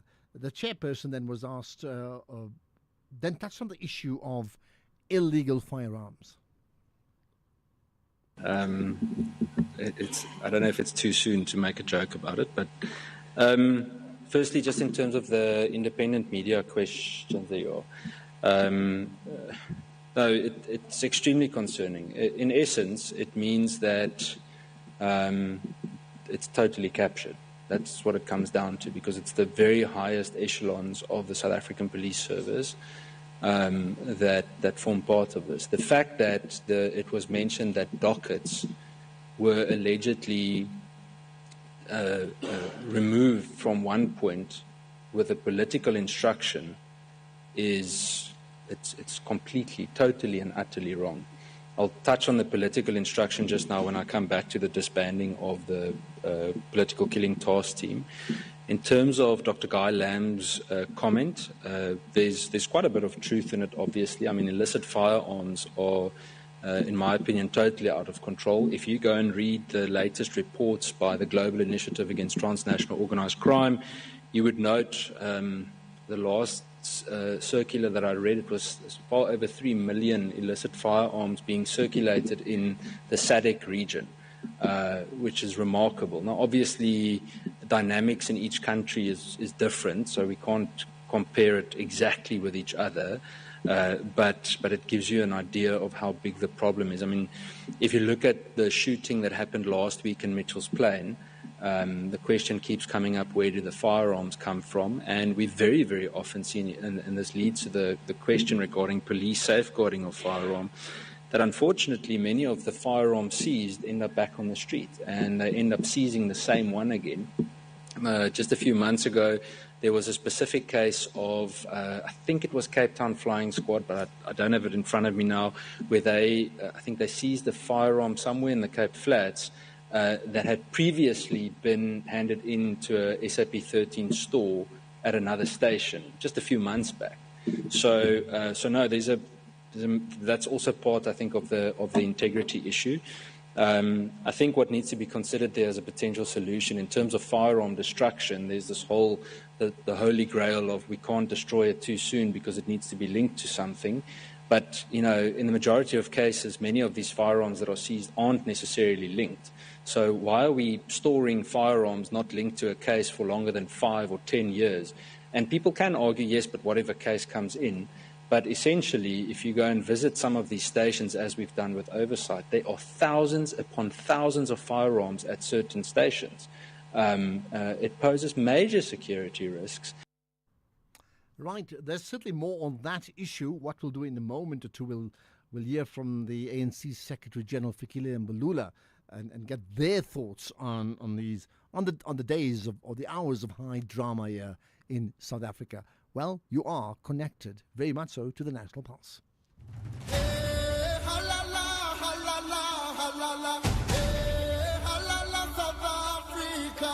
My name is Lona Temba Mhlongo. I play as a defender. When I'm at camp with Banyana, I don't have friends. I have teammates.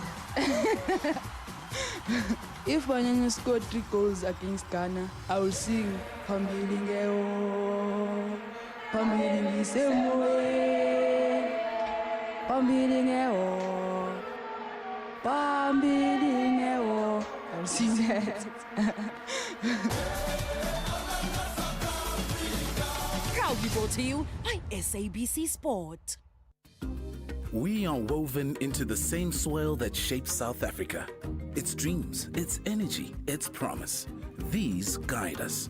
Together, we've built progress hand in hand, from the mines to bustling main streets, from one generation to the next. With communities, government, and partners, every initiative from healthcare to education, youth empowerment to entrepreneurship lights the way forward. Because we don't just mine minerals, we mine possibility and progress with purpose. Together, we're shaping what's next, mining potential, building beyond. Anglo-American. African champions Banyana chase victory in their WAFCON Group C opening match. But the Black Queens want to triple their efforts to stop Desiree Ellis and her girls. This is the Total Energies Women's Africa Cup of Nations Morocco 2024. Experience the huge contest between South Africa and Ghana this Monday, 7 July at 5:30 p.m. Streaming live on SABC Plus, SABC Sport on DTT Channel 4 and S3. Also available on SABC radio stations at 6 p.m. Where Africa competes, South Africa connects. Proudly brought to you by SABC Sport. For the love of the game.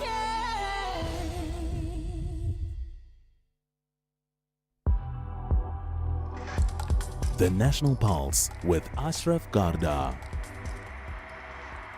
Okay, so let's continue getting further comments. So, in fact, I want to get yours, and I am looking at that way forward. Should the Minister of Police effectively be suspended? Yes or no? Your case for, your case against it, right? Because, I mean, that's the one central person who's been fingered. There's also the broader issue of some senior members that are part of this cluster, if I can put it that way, of people who are all together in on this issue, the syndicate who've now interfered and been able to effectively influence the police and many other, basically the entire security system of our country, that puts it at serious risk. In fact, somebody made the point to say we have sort of an aligned government. Maybe I wouldn't go so far as to saying that. But what about the ANC? Well, their Secretary General is Fikile Mbalula, and he obviously was asked about the allegations made by General Nhlanhla Mkhwanazi. He said this. African National Congress takes seriously the recent allegations made by KZN Police Commissioner, Lieutenant General Nhlanhla Mkhwanazi. These allegations touch on the very integrity of the criminal justice system and the constitutional obligation of the state to protect all South Africans. We call upon President Cyril Ramaphosa to act with the seriousness and urgency this matter demands. The ANC reaffirms its commitment to accountability, non-interference in law enforcement, and the full protection of whistleblowers, investigators, and officers of the law. We must all work to ensure that the rule of law stands above any undue interference. Well, look, I mean, he's saying exactly what ought to be said, right? The rule of law must stand above all interference, all political interference. In this case, I expected him to say that. Here's the question, and I mean, if I look at you calling in as a barometer of the national pulse, what the nation's feeling every single day, the amount of people who believe that those in power have effectively turned a blind eye to some of the most significant issues in the country where the rule of law perhaps has been compromised. So maybe here's another. Stephen in Matatiele. Go for it, Stephen. Hello. Yeah, Arthur. Yeah. I just want to say I take my hat off to the man. It's about time that somebody has now put his hand up and tackled the situation, because things have got out of hand in our country and it's always swept under the carpet by politicians. Well, I think you make the point, and I think many people therefore would feel that you reflect their level of disgruntlement. And as has been said earlier by the guest we had at 3 o'clock, people are literally khatful. There's no other way to say it. They know what they feel when they say just that, right? So thank you for that, Stephen. By the way, you know that we have podcasts of all the significant interviews that we put up on the show, so you can check it out right away. It's been tweeted out already by Vosani, but also safm.co. Go to our website. Tembin Kosi in Durban, let's hear your views. Hello. Good afternoon, Ashraf Ujan. Yeah, good. Tembi, hello. Yeah. Yeah, I'm good, my brother. How are you doing? I'm very good indeed. Go for it, yeah. Excellent, listen. Firstly, no ceasefire. Ons is gatful. Sikhathele. Bro. In fact, what do you understand by that phrase? No, ceasefire. I mean, it's that's the thing. I mean, why to use now, this is now again as KZN. In July, that's when we make things happen. That's when we rock the country. We had the unrest like previous July a couple of years ago, and this July we're making arrest. There was unrest.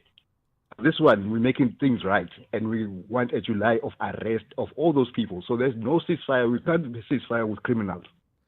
Yeah, because it's an interesting one. What does ceasefire really mean? Yeah, maybe the president means until he gets back home to South Africa tomorrow, which he will do, by the way. Yeah. For what, Buff? For what? Because it's on. What is a ceasefire? Let them prepare themselves, and let's go. Temikosi got that. No ceasefire, according to you. Wacheng in Taung. Go for it. Hello. Good, Dan. How are you? I'm good indeed, right? Your point? No, I'm all right. Now, we are not surprised about what came out yesterday, but we are happy and about the bravery of the man to say whatever he said. At least this thing will give us a chance as a country to look thoroughly on this matter, and maybe something will come out of this thing. And let us not divorce this thing from what is being raised by the Operation Dudula. These things are happening because the people that we elect, that we put faith into them, when they get into the offices, into the parliament and whatever, they sleep on duty. The man will not have suddenly called a press conference if he was listened to. The very same thing is happening to Operation Dudula. They are saying, we have been marching to the president, we have been writing the letters, but we are not listened to. That is why they are doing what they are doing. This thing will stop when the people that we put in power and in high echelons will start to do their job. Okay. But hello? Yeah, I hear you. But we are lucky. From time to time, we have people like the commissioner who are brave to say to save the country. At least something. I believe something will happen. Okay, I hear you. Thank you for that. Well, you see, that's the point. Some may say, what would be Mkwanazi's motive? Listen, I don't know him. I can't really tell you. But maybe, is it okay not to think that his motive is simply wanting what's best for South Africa? And what he sees at the moment is rotten. That's the one way. The other way is like, hey, he's got a problem. He's got his own problems. And this is a way that he doesn't want to be the fall guy. So he comes out and exposes things in advance. That's another way to do it. But it's a question you need to be asking, like, what would be his motive? And are you fine with that? Mbuzi Wekaya, go for it. Let's hear your thoughts. Hello. Hello. Look, I'm concerned about how the interviews and narrative is driven around this, because everyone is focusing on what was said, and I'm sure every South African has seen what was said in the press conference. But I'm concerned more about what does the law provide in terms of dealing with these things, because these are pure allegations. And what does the law say? What are the established protocols in dealing with such things are saying? And I think media platforms like you guys should be giving us more than he said, she said. Tell us, what is the law saying about dealing with these allegations? What are the rules and regulations, so that we don't say to move around one point and get excited about this and that. We need to get to a point where you educate audiences about how government works, because you've seen how, for instance, people are misreacting to the Premier's leave, ignorant of what the Constitution provides. So it's important that you focus also on this legislation in terms of what do they say, what are the regulations, what does the Employment Act or whatever that applies say about this. Okay. I think point taken, Mbuzi Wekaya, I hear you. I think it's probably got to be a bit of both. I think there's still a huge focus on what was said and what are the implications of it. But also, I agree with you, there is space in terms of just understanding what is at stake here from a legal perspective. So I completely hear you. But on the other hand, this is a moving story. And I think there'll be many, parts to that moving story. 4:30, here's the news headlines. Thank you, Ashraf. On the news headlines, the Department of Cooperative Governance and Traditional Affairs in the Northwest has confirmed that 25 initiates have been rescued from an initiation school operating in a Matlonyane village. The chairperson of Parliament's Police Portfolio Committee, Ian Cameron, says President Cyril Ramaphosa should urgently act to protect the credibility of the police service. And Communications Minister Solly Malatsi has officially taken on the role of chairman at this year's World Summit on the Information Society in Geneva, Switzerland. A full update follows at the top of the hour with Greg Hoos. SAFM, guiding you through the rush hour traffic. Good afternoon. Starting off in Gauteng, the N12 eastbound has pedestrian crash reported at Pitfontein Road. The R24 eastbound has roadworks reported with traffic restrictions towards the R21 airport interchange, and the N14 northbound in Pretoria has delays towards the R101 interchange. In KZN, the N2 southbound is where stationary vehicles reported after Umgeni Road, and the N3 westbound has heavy traffic towards Cliffdale reported. In Cape Town, the N1 outbound slow moving towards Plattekloof and Viking Way eastbound in Epping slow moving towards the N7 Jakes Hadville Drive. With your traffic update, I'm Irma G. This is SAFM Sports with Tuming Kapele.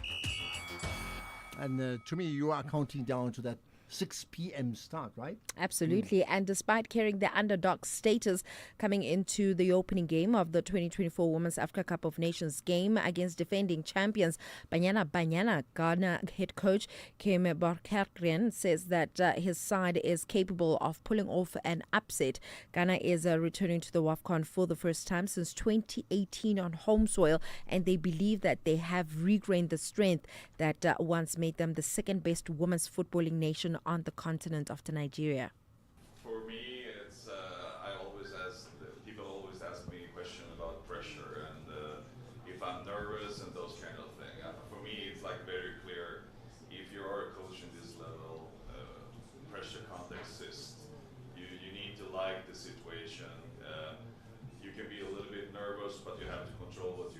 control. And it's especially for me as a coach that I need to show my players that they can trust me in difficult situations, and I think they do. And as a team, of course, we know that we are a little bit of an underdog or a dark horse.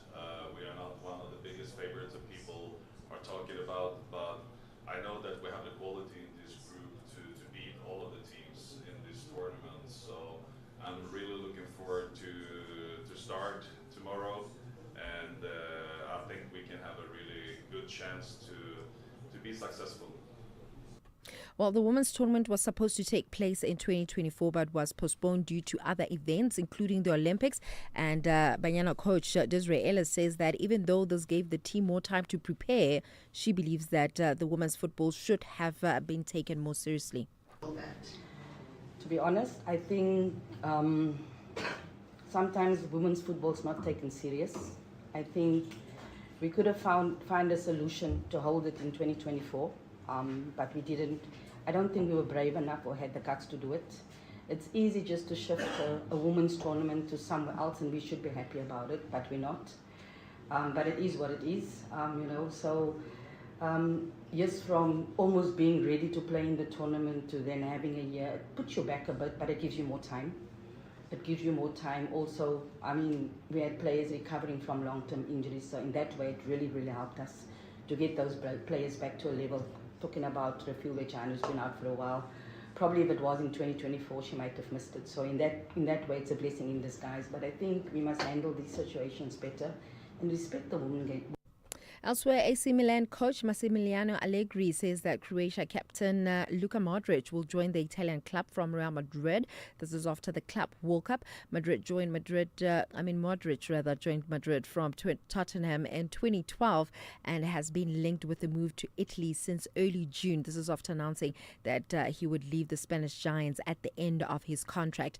In cricket, the second test between South Africa and Zimbabwe currently underway in the second innings. This is after the Proteas bowled out Zimbabwe for 170 in their first innings, trailing South Africa by 456 runs, and therefore the Proteas have enforced the follow-on. Sean Williams had top scored for Zimbabwe at 83, and Prinalan Subrayan took 4 for 42 in terms of the standings right now. Zimbabwe are sitting on 13 for no loss after 4 overs.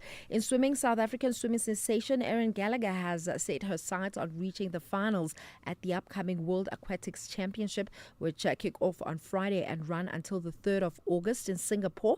Swimming South Africa has named a squad of over 100 athletes and staff across swimming, diving and water polo for the prestigious global event. Now, Gallagher will compete in 3 events: the 50-meter butterfly, 50-meter freestyle and the 100-meter freestyle. I think it's going to be a very interesting year. The year after Olympics, everyone kind of doesn't really know what to expect. I do think it's going to be very fast. So I have expectations of the world really putting out some really high standards of swimming.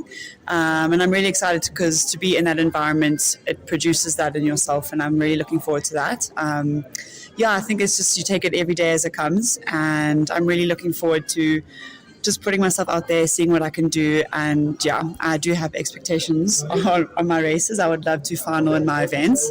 Like I said, it's on the day of the event. And if everyone's going to be performing, I'm going to have to perform too. Then SASCOC President Barry Hendricks says that the investigation into suspended Netball South Africa President Cecilia Molokwane is nearing its conclusion. According to Hendricks, World Netball had requested 7 weeks to complete its investigation, and only 2 weeks remain before the findings are handed over to the National Olympic Body.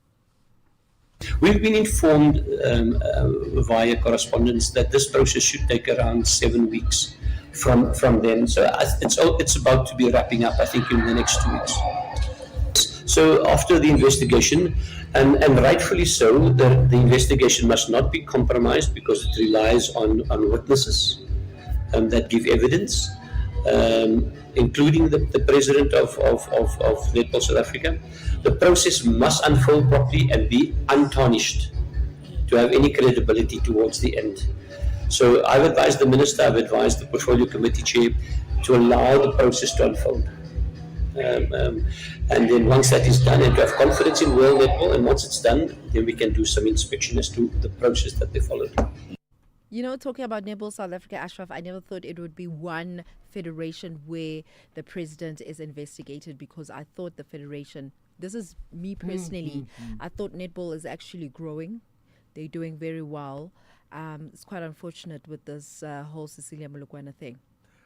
Well, I mean, if this proceeds, then it's a case of being caught in the net, isn't it? Just making the point. But beyond that, it is a reflection of, I mean, there's allegations of just so many of our public officials. Yeah, a lot of, should I say, the ones at the top in the different federations, saying a lot about the boardroom side of things for our sports in South Africa, which is not a good thing. So you got sport, and then you got boardroom sport. Yeah. And boardroom sport is also a national sport. And somehow it infiltrates down to the field eventually. Unless if you're a Banyana where you decide to shut out all the noise and deliver nonetheless. Which is an exception to the rule. Yeah. It's not normal. Yeah. It's not normal at all. I'll have more on other sports in the next hour. African champions Banyana chase victory in their WAFCON Group C opening match. But the Black Queens want to triple their efforts to stop Desiree Ellis and her girls. This is the Total Energies Women's Africa Cup of Nations Morocco 2024. Experience the huge contest between South Africa and Ghana this Monday, 7 July at 5:30 p.m. Streaming live on SABC Plus, SABC Sport on DTT Channel 4 and S3. Also available on SABC radio stations at 6 p.m. Where Africa competes, South Africa connects. Proudly brought to you by SABC Sport. For the love of the game.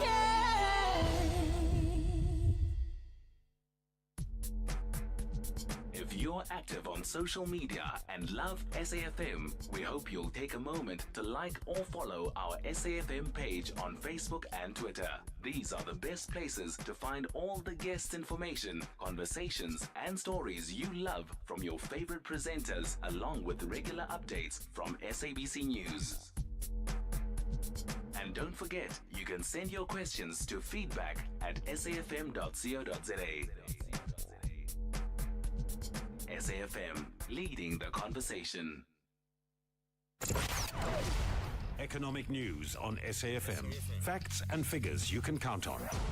Right, how do the markets move? Makwe Masilela is with us, Chief Investment Officer at Makwe Fund Managers. Good to connect on a Monday, Makwe. You have news locally and globally. Yes, Ashraf, afternoon to you and to the listeners. Ashraf, there's growing uncertainty over the Trump's plans for trade tariffs. He has extended the deadline to August the 1st from July the 9th. Focus is squarely on setting of tariff rates against the major U.S. trading partners. Already he threatens extra 10% tariff on countries that align with what he calls anti-American BRICS policy, and the dollar went up, and with traders on edge about the potential for more tariffs. Emerging market currencies fell, with the rand sliding over 1% at some point. And remember, BRICS represent 49% of the world's population and 39% of global GDP. And tensions between Beijing and Brussels have been going up, with the European Union imposing tariffs on China-built electric vehicles and Beijing slapping duties on imported brandy from the bloc. And the strong U.S. job numbers that we saw on last week Thursday has been casting doubts over when the Fed will cut interest rates, and our local pulse is up 23% in dollar terms so far this year. And JP Morgan and Goldman Sachs said our stocks are poised to extend their rally in the second half of the year, helped by improving outlook for the domestic economy and supportive monetary policy. Oil prices shrugged off the impact of OPEC Plus hiking output more than expected over the weekend, and also the impact of tariffs. Prices are going up as a tight fiscal market lent support. Brent crude is up 0.3% at $68 a barrel. Gold under pressure from a firmer dollar and also from dented bets that interest rates will fall. And as we're talking, the yellow metal is down 0.5% at 3,316. Platinum down 1.7% at 1,367. Global markets are mixed at the start of a potentially volatile week as trade deals are rushed through, with the JSE up 0.2% as our industrials are doing heavy lifting. That is up 0.7%. The rand is down 1% against the dollar, 17.74, 24.20 against the pound, and 20.83 against the euro. Okay, perfect. Thanks for that, Markwe, and we'll connect tomorrow. Don't forget, we'll have more news, business, and the markets all intertwined, as you know, from 6 to 7 with Jimmy Moyaha every single day. So listen out for that, right? By the way, just to go back to the point that we had, in fact, we're going to take further calls just now, but we'll chat to the Minister of Health right after this. X at SAFM Radio and at Ashraf Garda.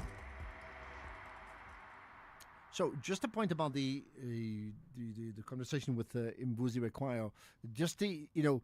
By the way, the initial point, Mvusi, is when we chatted earlier on in the first interview on the show, there was certainly commentary from the guest at that time around some of the issues around the legality that I thought I should just remind you of. But having said that, I mean, you can certainly listen to that as a podcast. But there are two other takes that are going to come up just now that I think you need to hear. One in particular from the police union themselves, right? Their thoughts around that. Then we'll also chat to the Pop Crew spokesperson, right? Just giving their thoughts in terms of what they feel about what's happening. So there are different takes on that, right? What is very clear now in terms of one important take is what we speak to now about with the Minister of Health, the Minister Aaron Motsoaledi. And we talked to him because of some important revelations that I think we need to know more about and what are the implications thereof. So, Minister Motsoaledi, as always, good to connect with us on the National Pulse. Good afternoon, Ashraf. You are I'm having a little bit difficulty in hearing you. I don't know whether somewhere the volume can be pitched. Okay, let me just see if I can get, I'll get Patrick to try and see if he can sort that out. Hopefully you can hear me better now? Yeah, it's a little bit better. Hopefully that's much appreciated, right? Okay, we're talking to you because I understand there's been some revelations receiving around investigations on racial discrimination allegations, that is, against black healthcare providers. Tell me, what is that all about? Yeah, in 2019, Ashraf, when I was in health for the first time, a group of service providers, black service providers, meaning black health service providers, which is doctors and people who provide health care, came to complain that in applying Section 59 of the Medical Schemes Act of 1998, whereby a medical scheme, if they suspect fraud, waste, or abuse, what is commonly known as FWA, fraud, waste, and abuse, they've got the right to investigate, and if they found it to be true, recoup that money from the practitioner. The Act allows them to do that. Mm-hmm. Now, they were complaining that that application of the Act is not universal or uniform. It applies mostly to black practitioners. They are the ones who easily get investigated, and the punishment is always severe. And so we have to find out the veracity of that statement. So using the same section, the same section of the Act, I then appointed an investigative panel, which was chaired by Advocate Thembeka Ngugaitobi, together with Advocate Adila Hasim and the first advocate. The two of them are senior counsel. The first advocate who was involved with them. They investigated this matter on the 19th of January 2021. They printed the first report, the interim report, that is. And then asked the medical schemes who were affected and say, please respond, here is the report. They did respond, and they incorporate the responses. Today, they were now releasing the final findings. That indeed, they found it to be true, that there's racial profiling and racial action taken against black doctors, meaning Africans, Indians, and coloreds, to the exclusion of whites who might be involved in similar exercises. Not that whites were not being investigated, but they mentioned percentages, which shows that by far, if you are a black service provider, you are more than 300% likely to be investigated than your white counterpart. Okay, and I'll take it then, I mean, that is pretty damning evidence, right? Do I take it that the sample has been large enough to conclude that has been a clear trend?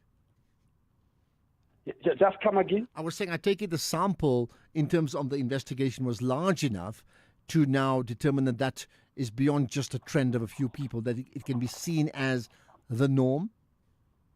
Well, they concentrated mostly on 3 medical schemes. That is Discovery, GEMS, and Med Scheme.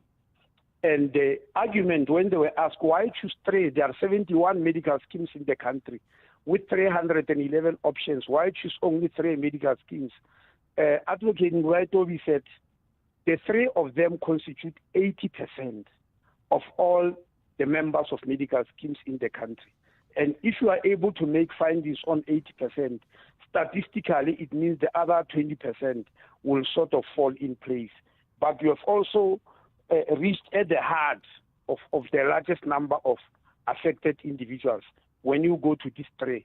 So that's why it was 3 schemes. I mean, if it's 80%, to me, I agree with them, it's statistically significant. All right. So what then are the implications of this, and what happens next? Well, their findings were quite dire, as you're saying, because some doctors were targeted so much that they had to close their practice, because they say the practice, once they investigate you and say, look, we've made findings against you, we've checked for the past 3 years, you owe us 2 million rand. Please sign an admission of guilt. You know, sign a debt admission that you owe us. And if we don't, we're not going to pay you. In other words, when people come to your practice holding our medical scheme, we won't pay you anything. Now, that doctor is out of practice because they must get cash from the patients, even those with medical aids, who won't agree and they'll go elsewhere. So the report says that some doctors were actually taken out of practice. But I must confess, Ashraf, I didn't read the report. They gave me the 3 copies, the interim report, its summary, and the final report. I was seeing them for the first time today because I did not want to interfere with them. I wanted them to be handed to me in public, and I'm still studying them. So what I'm saying is the summary that was given by Advocate Ngwaitobi at the press conference. Okay, I hear that, right? Perhaps, I mean, maybe just the one thing is what should then happen next in terms of what can you do? Well, he made recommendations, some which must be carried by the medical scheme themselves in stopping what they are doing, others by the Council of Medical Scheme, which is a statutory body established to regulate medical schemes, others to myself as the minister, that we might have to look at the legislation. For instance, the legislation here, Section 59 of the Medical Schemes Act of 1998, does give the right to medical scheme to recoup their money. But okay, just not hold it on that. Hold it on that recommendations, Minister. I'll get back to you in more detail right after this. Champions need motivation above and beyond winning. South Africa, show your love and support for the WAFCON defending champions, Banyana Banyana. Witness the CAF Total Energies Women's Africa Cup of Nations Morocco 2024 from 5 to 26 July 2025 on SABC Plus, S3, SABC Sport on DTT Channel 4 and SABC radio stations. Where Africa competes, South Africa connects. Proudly brought to you by SABC Sport. For the love of the game.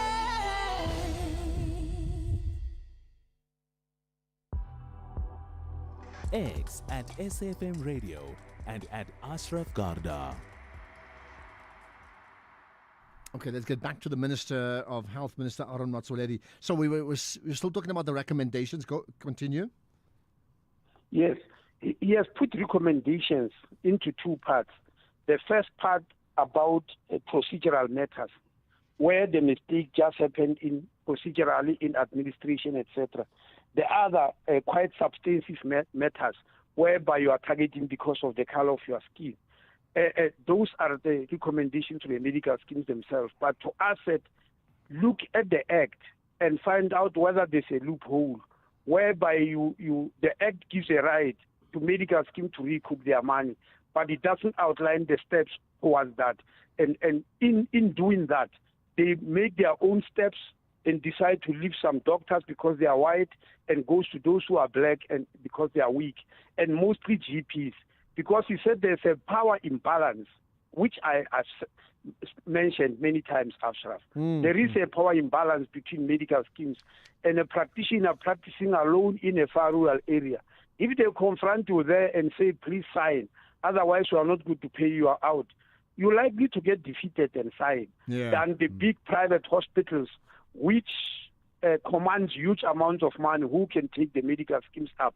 So there's doctors who practice individually in the townships and rural areas are the ones who suffer. That's why it is mostly black doctors. Well, I'll leave it to you once you've fully read the report and the recommendations and then act on those recommendations. You'll tell us exactly where you're going to go as the Minister of Health. Appreciate your time as always here on the National Pulse. Minister of Health, Dr. Aaron Motsoaledi. Conversations that you connect with and react to. SAFM. Right, from one minister to another, the Minister Velenkosi Klabisa announced the disbursement of a municipal disaster response and disaster recovery grants. So this is very, very important. It's on a national scale, and these allocations are intended to bolster immediate relief and recovery measures in communities affected by recent disasters, starting naturally with the Eastern Cape. We've picked out some highlights from that report today. First of all, with the minister making the point about a 1.2 billion rand in relief funds that we paid to municipalities. But let me begin by saying this is a second tranche in the calendar year 2025. You will remember on the 31st of March 2025, we met in Pretoria where we released 2.3 billion to various municipalities throughout South Africa. So now that was the first tranche in 2025. Today, this is a second tranche that we are announcing today. It will amount to 1.2 billion funds for disaster relief, which deals with the disasters that occurred in January 2025. Let me therefore go to the figures as they are. In accordance with applicable legislation, business plans, and approved processes, the following municipal disaster response grants will be transferred in 2 phases in the month of July. The first tranche will go on the 11th of July, and the second tranche in July will go on the 18th of July.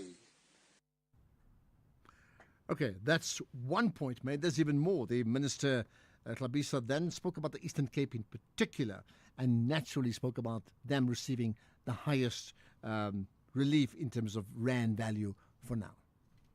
A bigger allocation of money will go to Eastern Cape on the 28th of August to the following municipalities. Dr. Beyers Naidu municipality will get 5 million rand. Blue Crane Road municipality 22.8 million rand. Mbashe municipality 24.1 million rand. Nguma municipality 6.4 million rand. Amahlati municipality 19.1 million rand. Ngushwa municipality 15.2 million rand. Raymond Mhlaba municipality 27.4 million rand. Ingxuma Yethemba municipality 8.4 million rand. Insika Yethu municipality 30 million rand. Emalahleni municipality 32 million rand.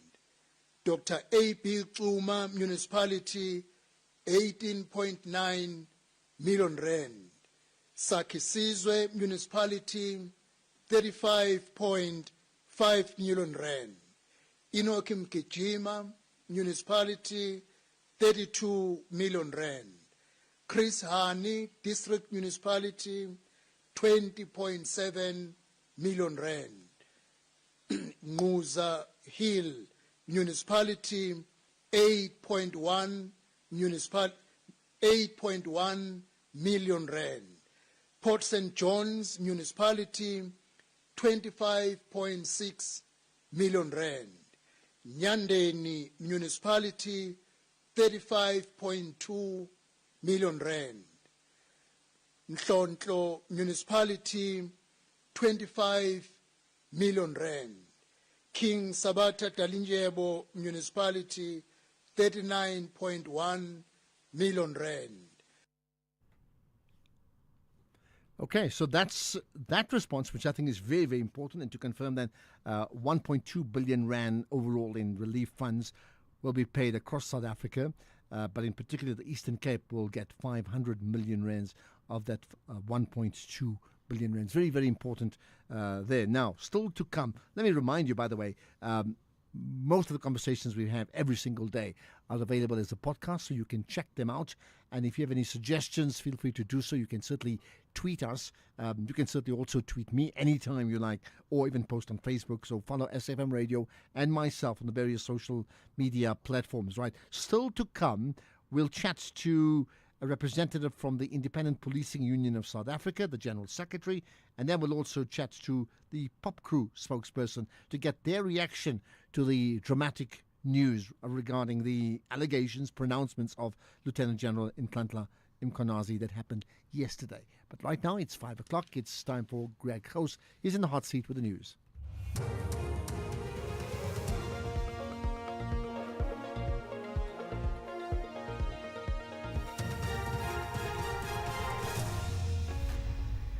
Thank you, Ashraf. Dozens of initiates rescued in the northwest, and Malatsi takes on helm of World Summit Society.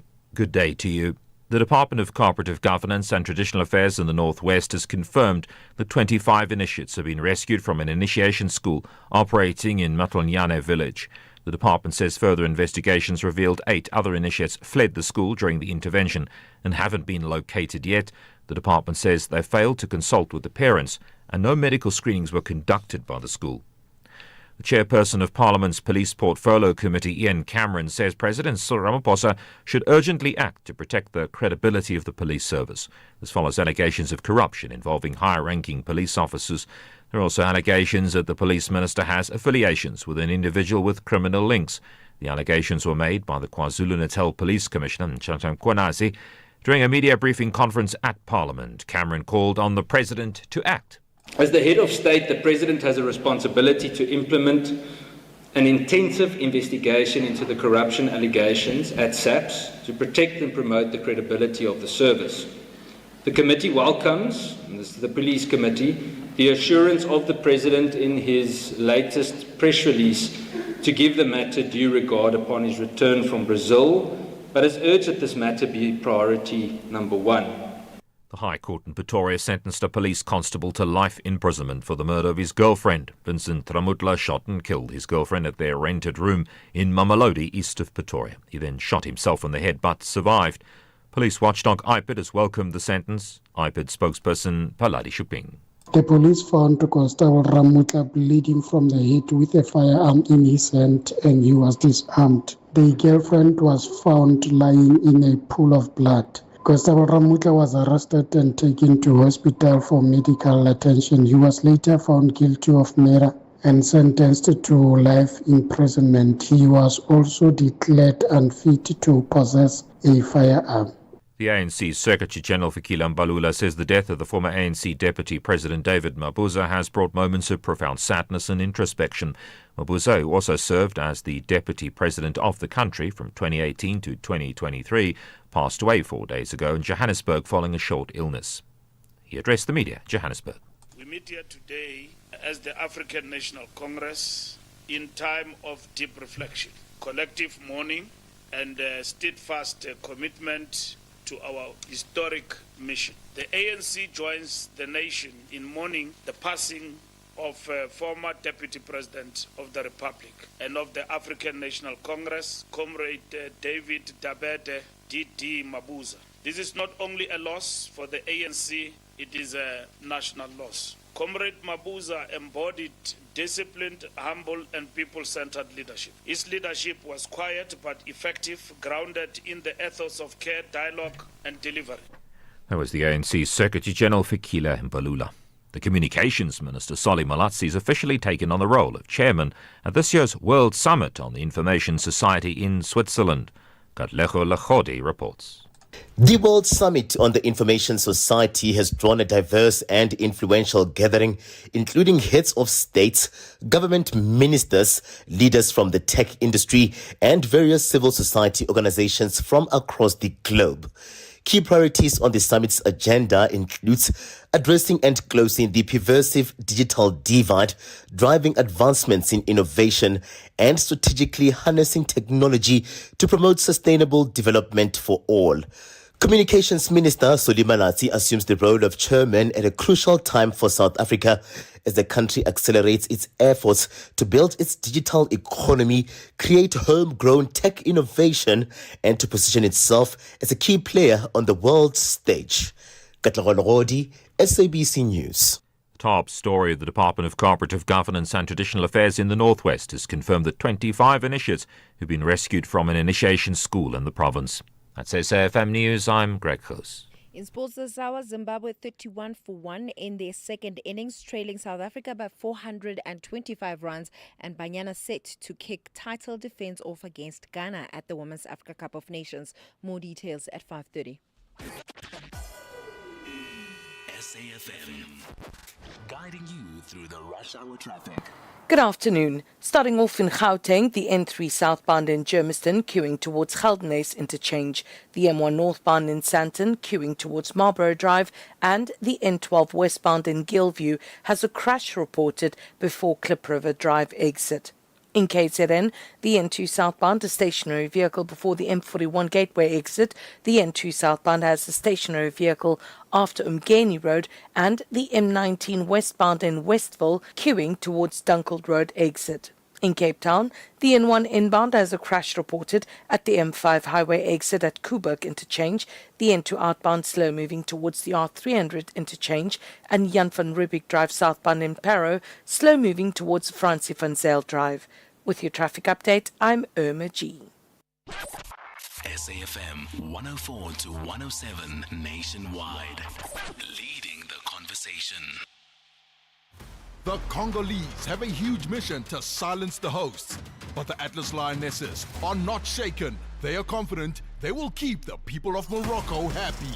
This is the Total Energies Women's Africa Cup of Nations Morocco 2024. Catch the exciting contest between Democratic Republic of Congo and Morocco this Wednesday, 9 July at 8:30 p.m. Streaming live on SABC Plus, S3 and SABC Sport on DTT Channel 4. Where Africa competes, South Africa connects. Proudly brought to you by SABC Sport.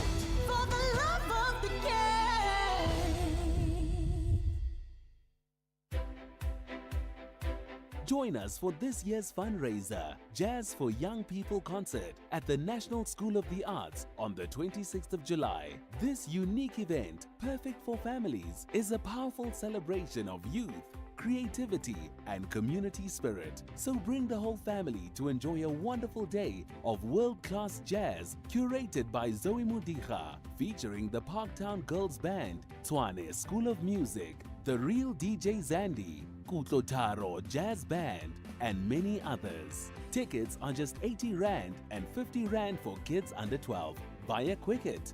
Jazz for Young People is proudly brought to you by Standard Bank Joy of Jazz.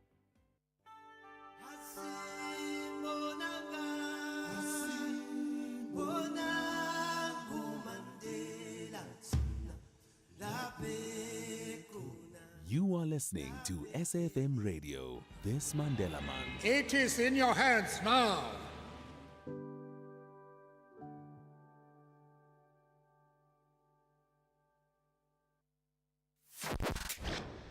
Morning Brief.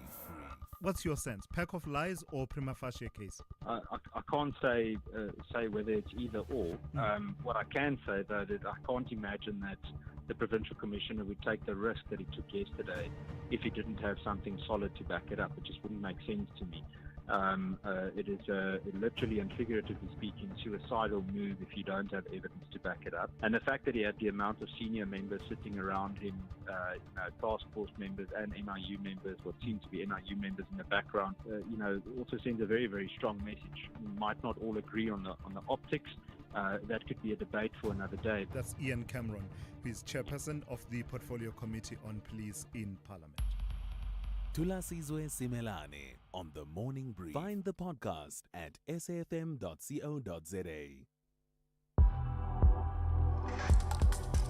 The National Pulse with Ashraf Garda on SAFM. You're listening to the National Pulse. Weekdays, 3 to 6 p.m. Well, so good to connect with you on the National Pulse. Keep it going. I really appreciate that you're listening in and that you then, in the case of many people, become more engaged by tweeting, using that hashtag, the National Pulse, when you do so, and then tagging SFM Radio and myself, but at the same time also doing it by calling in live and WhatsApping. Either or ways, we really appreciate that. So we're going to chat to a representative from the Independent Policing Union of South Africa, as well as POPCO coming up just now, all in relation to the claims made by the KZN Police Commissioner, Lieutenant General Nhlanhla Mkhwanazi. But to get us there, some thoughts that we think you need to be hearing, right? Here's one of them. Good afternoon, Ashraf. Good afternoon, Ashraf. Lennon Khwedi. Ashraf, we have only one general. That is very good, and that is it's willing to take the South African citizens into his confidence. That he is willing to can go wherever and to can go down for this country. He has had enough of these criminal activities. He knows where they are coming from, and now is the time that he must get rid of them. He is out for justice, and let no one try and undermine what he is doing. We know he's going to be targeted, but I think God will be with him because he's saving a lot of us and every innocent people and human being in this country. Okay, well, I'll tell you what, it's early days yet because it's allegations for now, but amazing how many people feel that he's fronted up, he's put himself at risk, career at risk, life at risk maybe. Hope that's not the case. And he said what he wanted to say, and it could well be a groundbreaking shift in South Africa's politics, isn't it? So many people saying just that. Here's another. Ashraf, the only thing I expect the president to do as usual, he will ask for a report from Minister Senzo Mchunu, who is the same person, by the way, implicated in the Mkhwanazi revelations yesterday. But the president will ask him for a report, and that will be it. That will be the end of this thing. That's it. Thanks, Ashraf. Thabo, Midrand.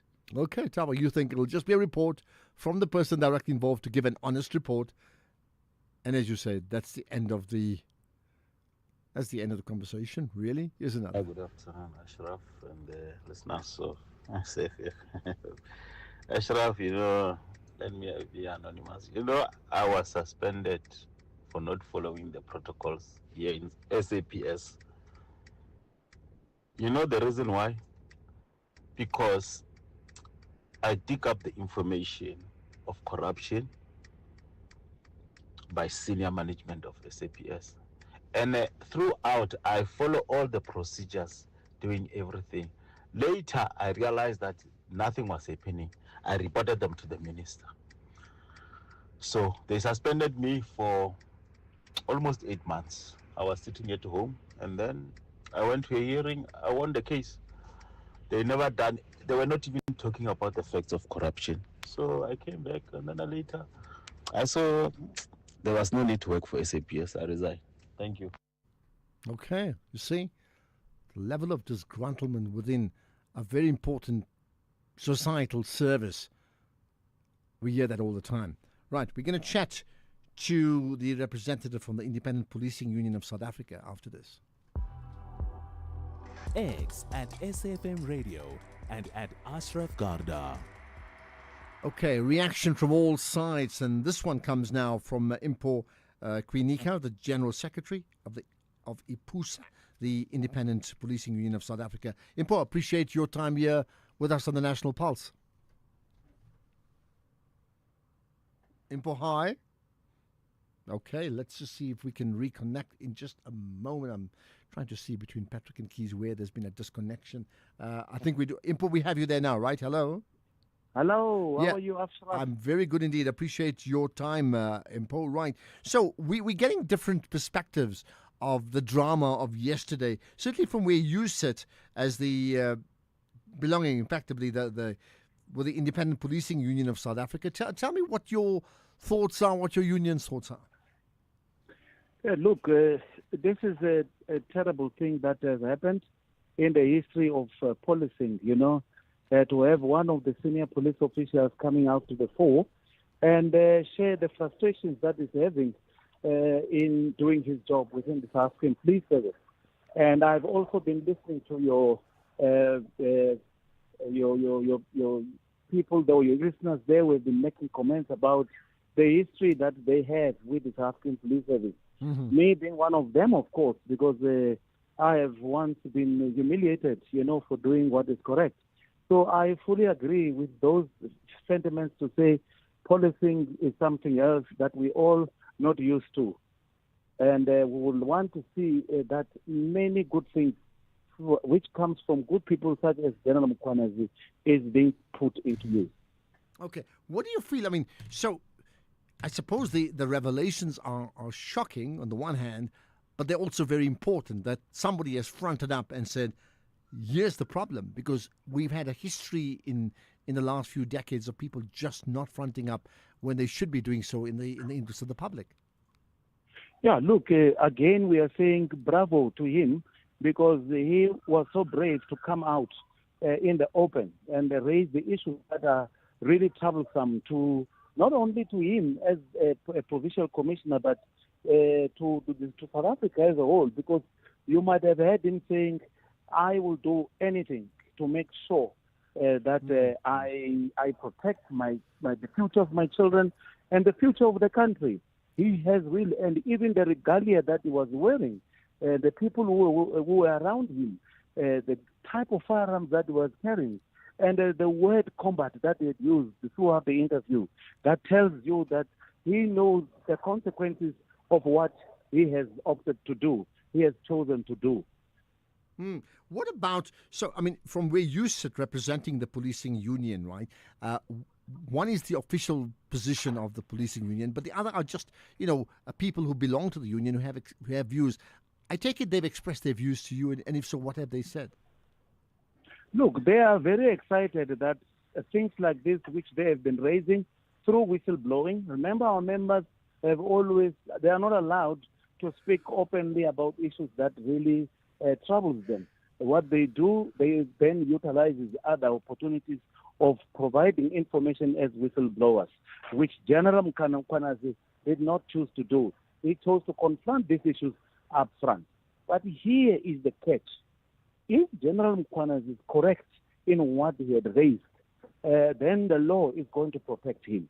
But if General Mkhwanazi is wrong in what he had said yesterday, then I can tell you today that he's going to find it very challenging to fight with the system that we have in policy. Do you think, in terms of the evidence he provided so far, in terms of conversations, you know, WhatsApp conversations, are they telling, are they damning so far already in his favor and supports his allegations? Remember, he still has to show court that which he had said.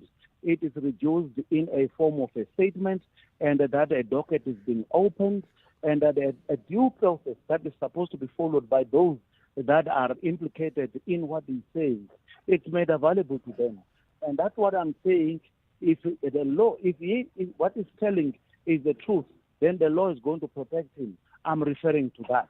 But if it means what the people are saying outside there could have asked him to speak, it is the issue of the arrest that took place at the intelligence unit 2 weeks ago. a week and two, I think from 2 weeks ago, then he is in serious, serious trouble, because you will recall that the issue that he has spoken to, one of those issues, it was the closure of the unit. And it has been raised early this year by the ministry because of the complaints that it has been receiving from the people that were coming from that side to say that unit is not servicing all the people. It is selectively dealing with these other people, and some of the killings are happening under their watch. If he is doing that because of those arrests which are necessitated by all these things, then he is in serious trouble. Okay, I hear that. Now, of course, many people have questioned, Mkhwanazi's own procedures and whether he followed the right procedures. But it just gets me thinking about your members, right? In terms of, procedures and protocols that they observed when they raised issues, what happened to them? I mean, were they given the type of hearings they felt they deserved? And perhaps maybe share something with us? Look, let me be very frank and open to you. We are representing members on a daily basis on issues that most of these issues are brought to the fore of the management. And some of the issues which I know personally are before the National Commissioner of Police. The General Mafanima Semula does not respond to issues. He does not respond to members' issues. He does not respond to things that he feels either they are going to implicate the system or that he just sit there and look at them. And I think that is one of the issues that are frustrating in the service today. So, in fact, you have a very disgruntled policing community then, don't you? Of course, yes, because when they have got issues and they raise those issues, they expect the service to have a listening ear and address those issues because they form part of the dispute resolution mechanism that which have been made available to them. So if they don't have trust into that dispute resolution mechanism, what are they supposed to do? And you can just imagine if they were to do what General Mkhwanazi has done. He was brave to say it. But if all of our members were to be brave to wake up every day and go into the public space, what is the service going to look like? And how is this department going to be in a position to be able to provide safety and security to all inhabitants of the country? Well, maybe this may spark of dramatic change in terms of the service delivery of the SAP, something that I think the general public has been crying out for because of the gaps that exist there impacts our own safety as a people. So much appreciate your time. That's Impo Kwinika, the General Secretary of the Independent Policing Union of South Africa. We'll get another take on that from Pop Crew right after this.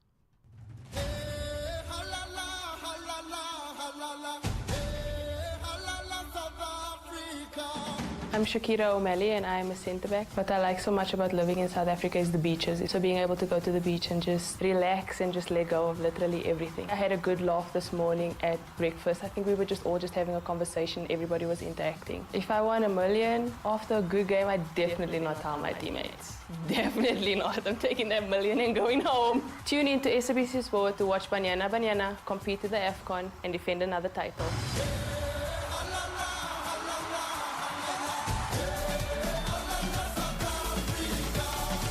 Proudly brought to you by SABC Sport. CFI, a global leader in online trading, is now in South Africa. Access 15,000 plus instruments, currencies, stocks, metals, crypto CFDs, indices, futures, and more on world-class platforms. Enjoy zero pip spreads, no commission fees, and 24/7 support for confident trading. Visit CFI.trade for a secure, transparent trading experience. Don't miss the National Pulse with Ashraf Garda, Tuesdays at 16:45. Proudly sponsored by CFI. CFI Financial, an authorized financial services provider. T's and C's apply. You are listening to the National Pulse with Ashraf Garda. Okay, we'll get your perspective just now because you're on the Pulse. But before that, let's get the perspective of POP Crew, which is the Police and Prisons Civil Rights Union. And the spokesperson is Richard Mamabolo. Richard, as always, thanks for connecting to us here on the National Pulse. Good afternoon to you and the listeners. Thank you. Right. Give us your thoughts in terms of, the revelations by General Nhlanhla Mkhwanazi yesterday. Yeah, thanks, Ashraf. Look, we do note that these revelations do touch on matters central to the internal operations and integrity of law enforcement structures.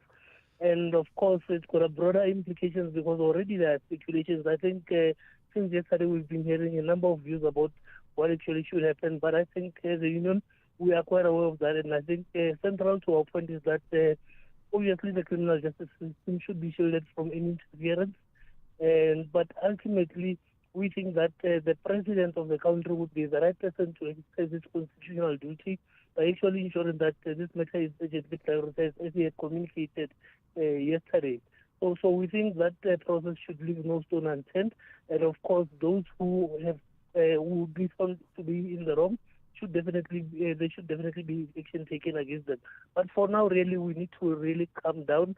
We do not need to be casting aspersions around some of these issues that have been raised. So it's quite important for us to exercise some form of restraint and await hear what the president will be, what kind of action the president will be taking moving forward. Well, I mean, we don't quite know, excepting, I mean, there's been a call for the Minister of Police to be suspended. Obviously, that doesn't mean he's guilty, but he'll be suspended because of the allegations fingered towards him in particular. What do you as POPCRU feel about that? Well, it's only a matter of 2 days until the president is back, 2 or 3 days or so. So we think that maybe the president will be the right person to make that call. Because again, when you look at the allegations that the commissioner makes in the KZN, clearly it also raises some issues that there could have not been any other platform to report these matters to, because it's actually complaining about people who hold the highest positions in the country. That is why we believe that even if there were certain suspensions to be made, who would effect those suspensions, since this matter affects the very people at the top. That is why we feel that the president will be the relevant person to actually look into how this matter is being addressed. Okay. What about the union itself, POPCRU, feel about the allegations in general as a reflection of a breakdown in the police servicing industry, if I can call it that? Because if this is all true, and I understand its allegations, then that explains to a large degree why so much of service delivery that should be affected by police does not happen. It is very concerning. Look, we've always been complaining about the fact that, you never had in the past national commissioners finishing their terms of office, and there's always been a replacement of ministers of police. And from time to time, those would obviously jeopardize the runnings of the SAPS in its entirety. So this is one of those such matters, and hopefully this time around, of course, action will be taken, and we will ensure that there's some form of stability that ensures that there's credibility within the SAPS as well. Well, now, the other part is just the fact that the allegations, and I understand may be difficult for you, but the allegations were not just one person. It effectively talks of a syndicate. It talks of effectively it's organized crime. I mean, if we follow that literally. Then again, the impact that it will have on policing, and let's say POPCRU, in terms of where do you take this further, because you are a civil rights union, right? Yes, definitely. No, it's got a dent on the credibility of the country's entire security architecture, and specifically the criminal justice cluster, because it not only speaks about the SAPS, but it speaks about DCS and, of course, other departments. So this says a lot, really. I think we come to actually make a broader reflection around how the SAPS in general conduct itself, and general also the people who are given the authority to lead this institution. Just the last point. Let's say members of your union have they had reasons to believe that there was collusion at the higher level and they could do nothing about it? That means they were aware of it and they could do nothing about it. The mere fact that we've been complaining about the instability within the SAPS, the changes in leadership, obviously meant that there would have been other things that we would have observed. But obviously, we would not come out in the open to speak about things that we do not have proof of. So we do not take what has been revealed recently. We do not take it lightly. It's something definitely to be looked into. And of course, I think throughout the process, we will be making sure that if there are any other incidences, they should definitely come to the fore, and the president should then take the corrective decisions. Okay, let's leave it at that. Richard Mamabolo, the spokesperson for POPCRU, the Police and Prisons Civil Rights Union. Still time for us to get your thoughts, and maybe, just maybe, we may connect with Sophie McQueen or play some sound of a conversation with President Ramaphosa, which should have taken place about half an hour or so ago, according to what she said. Maybe he is off to, he's in Brazil right now, but set to take a flight from Brazil to South Africa just now. which means he'll arrive in this country tomorrow. And rest assured, you know this, and I know this, there'll be only one question on people's minds, not how was BRICS, but what are you going to do with the Minister of Police? X at SAFM Radio and at Ashraf Garda. Right, let's hear from you. Here's more comments on the National Pulse. Good afternoon, Ashraf. I think as a nation we need to ask a simple question as to where did Babita Deokaran report her issues? She reported them internally followed process, and we all know where she ended. So now they want Mkhwanazi to, they follow the same process, that when he gets eliminated, nobody knows what he had reported. So no. Process or not, the men did well. Well, interesting, because I know when I chatted to Impo Kwinika, one of the points when he said, as long as if Mkhwanazi is correct, then he'll be fine, he'll be protected. But the truth is, your point about Babita is exactly that. She was not protected. And there are many others, Athol Williams, I think it is, and there's so many others who've been whistleblowers, and they've had to run for their lives, isn't it? Good afternoon, Ashraf. I wish I was the one talking to the president right now about Mkhwanazi, telling him that he went to America with the UN Robert and other delegates to discuss about how to deal with crime in South Africa. Now that Mkhwanazi is doing the job, what is his response? Brahma by project. Okay, well, he's going to respond when he returns. So you're going to get a chance maybe to speak to him one-on-one if, as you said, you wish you could actually ask him. I wonder if you had the chance to ask the president one question around this issue of Mkhwanazi, what would be your one question? I mean, seriously. 5:30, here's the news headlines with Greg House. Quick look at those headlines. SARS has officially kicked off the 2025 tax filing season. The Department of Cooperative Governance and Traditional Affairs in the Northwest has confirmed that 25 initiates have been rescued from an initiation school in the province. And civil society groups have called on leaders of the countries attending the G20 summit in South Africa in November to also focus on youth employment. There's a full update at 6 o'clock. SAFM, guiding you through the rush hour traffic. Good afternoon. Starting off in Gauteng, the N1 southbound has a crash near the N17 Soweto exit, the N12 eastbound in Boksburg, slow moving towards Atlas Road, and the N1 northbound in Pretoria, slow moving towards the N4 highway. In KZN, the M4 southbound queuing towards Sandili 2Z Road, the R102 southbound queuing towards the M25 Kumasha Highway, and Chris Hani Road westbound queuing at the N2 highway. In Cape Town, Delaray Street in Parow has a crash reported near the railway bridge, and Avonwood Road in Alcestra has a crash reported at Norwood Road, and Baden-Powell Drive eastbound slow moving towards Strandfontein Road. With your traffic update, I'm Irma G. This is SAFM Sports with Tuming Khapele. I'll tell you what, when it comes to a big event, to me, when the event's done, it's like who scored. Before that, it's who's in the team. So you tell us. Yes, so let's start things off with the Women's Africa Cup of Nations. As we know, Banyana are in action from 6 p.m. against Ghana.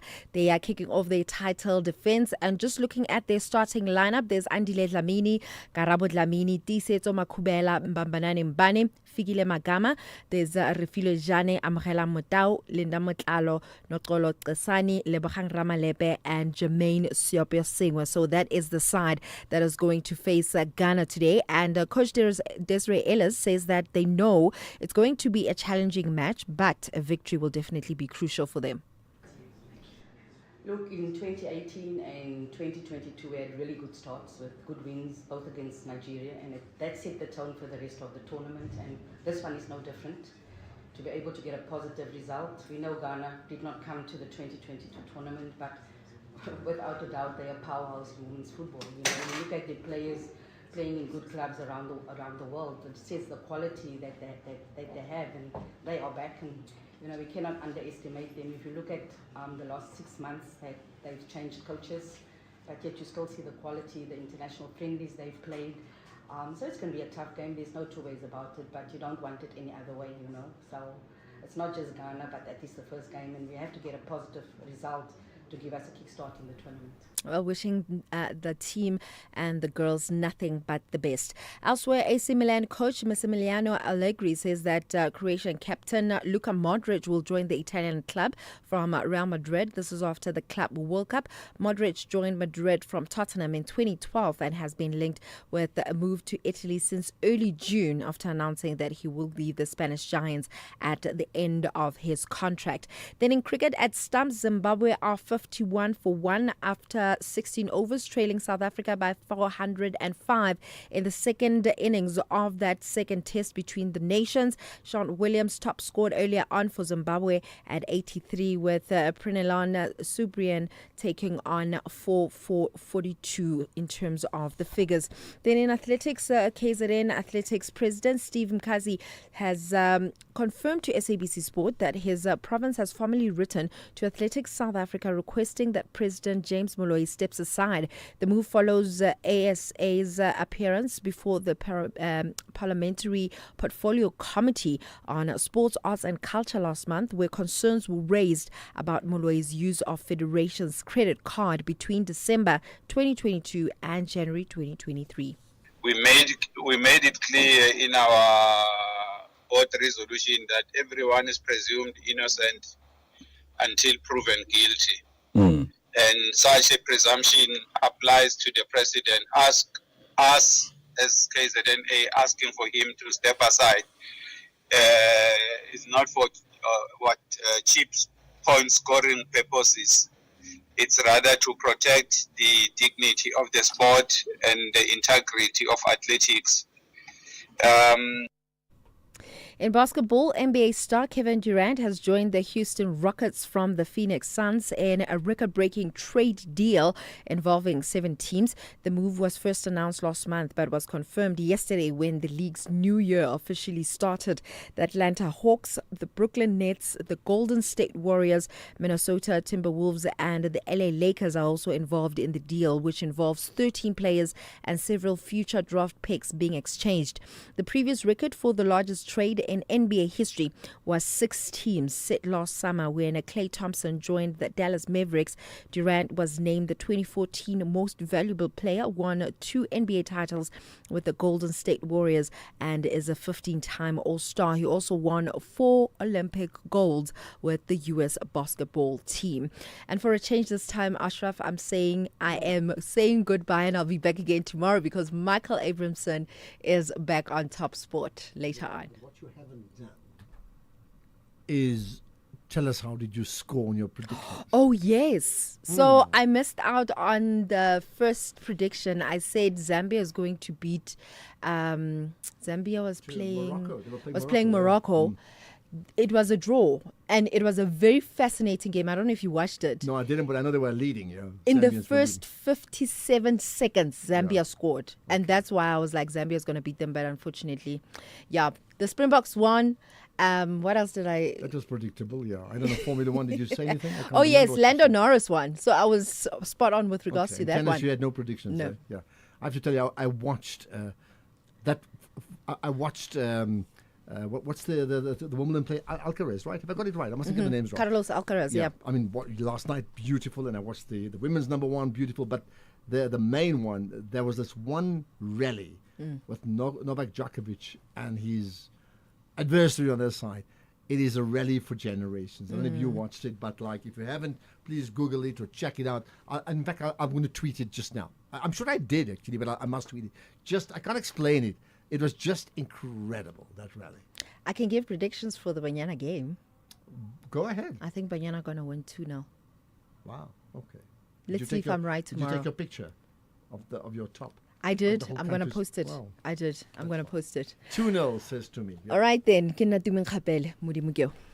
you think you cannot afford a lawyer, think again. Clientele Legal has made professional legal services affordable for you. Whether it's a civil, criminal, or labor-related matter, we have a nationwide panel of attorneys standing by to assist you. SMS SAFM to 32195. That's SAFM to 32195 and we'll call you back. Clientele General is a licensed non-life insurer and an authorized FSP. Standard rates and terms and conditions apply. African champions Banyana chase victory in their WAFCON Group C opening match. But the Black Queens want to triple their efforts to stop Desiree Ellis and her girls. This is the Total Energies Women's Africa Cup of Nations Morocco 2024. Experience the huge contest between South Africa and Ghana this Monday, 7 July at 5:30 p.m. Streaming live on SABC Plus, SABC Sport on DTT Channel 4 and S3. Also available on SABC radio stations at 6 p.m. Where Africa competes, South Africa connects. Proudly brought to you by SABC Sport. For the love of the game. Economic news on SAFM. Facts and figures you can count on. Right, so we do have, as always, the SAFM Market Update coming up now. Jimmy Moyaha, as always, hosts the show. Jimmy, good to connect. You want to raise the issue of understanding the Prudential Authority of South Africa, not policing, Prudential. Tell me about that.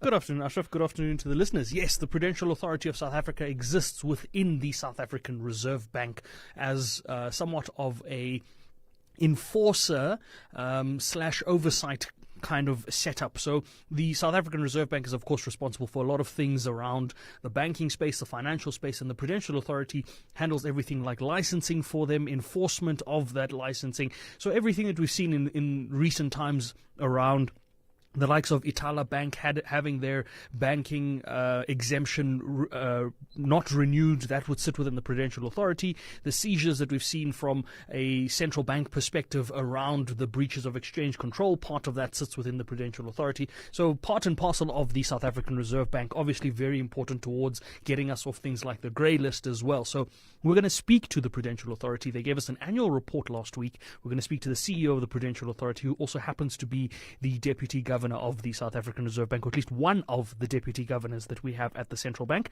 And we're going to get a sense of how the financial year was for the Prudential Authority from a financial perspective and a performance perspective, but also what they've been up to in terms of licensing and enforcement and all those other things as well. So going to be an interesting conversation with the Prudential Authority, and hopefully we can understand their role a little bit better. Then we've got a conversation with the team at PwC around the tariffs that are taking place. We know that South Africa is on that list of countries that need to make an agreement or reach an agreement with the United States around the tariffs ahead of that tariff deadline that is hopefully going to be extended or might not be. But alongside that, we're going to be taking a look at the exports to the United States coming down significantly from the perspective of South Africa. We're going to make sense of what's happening there and try and see what Donald Trump is on about with the new BRICS tax. It looks as though there's a new tax or at least a new tariff that would be applicable to those that are in relationships with BRICS countries rather than the US. We're going to take a look at those implications and see what we make of them. Then we've got a conversation with the team at Bowmans around understanding a restraint of trade.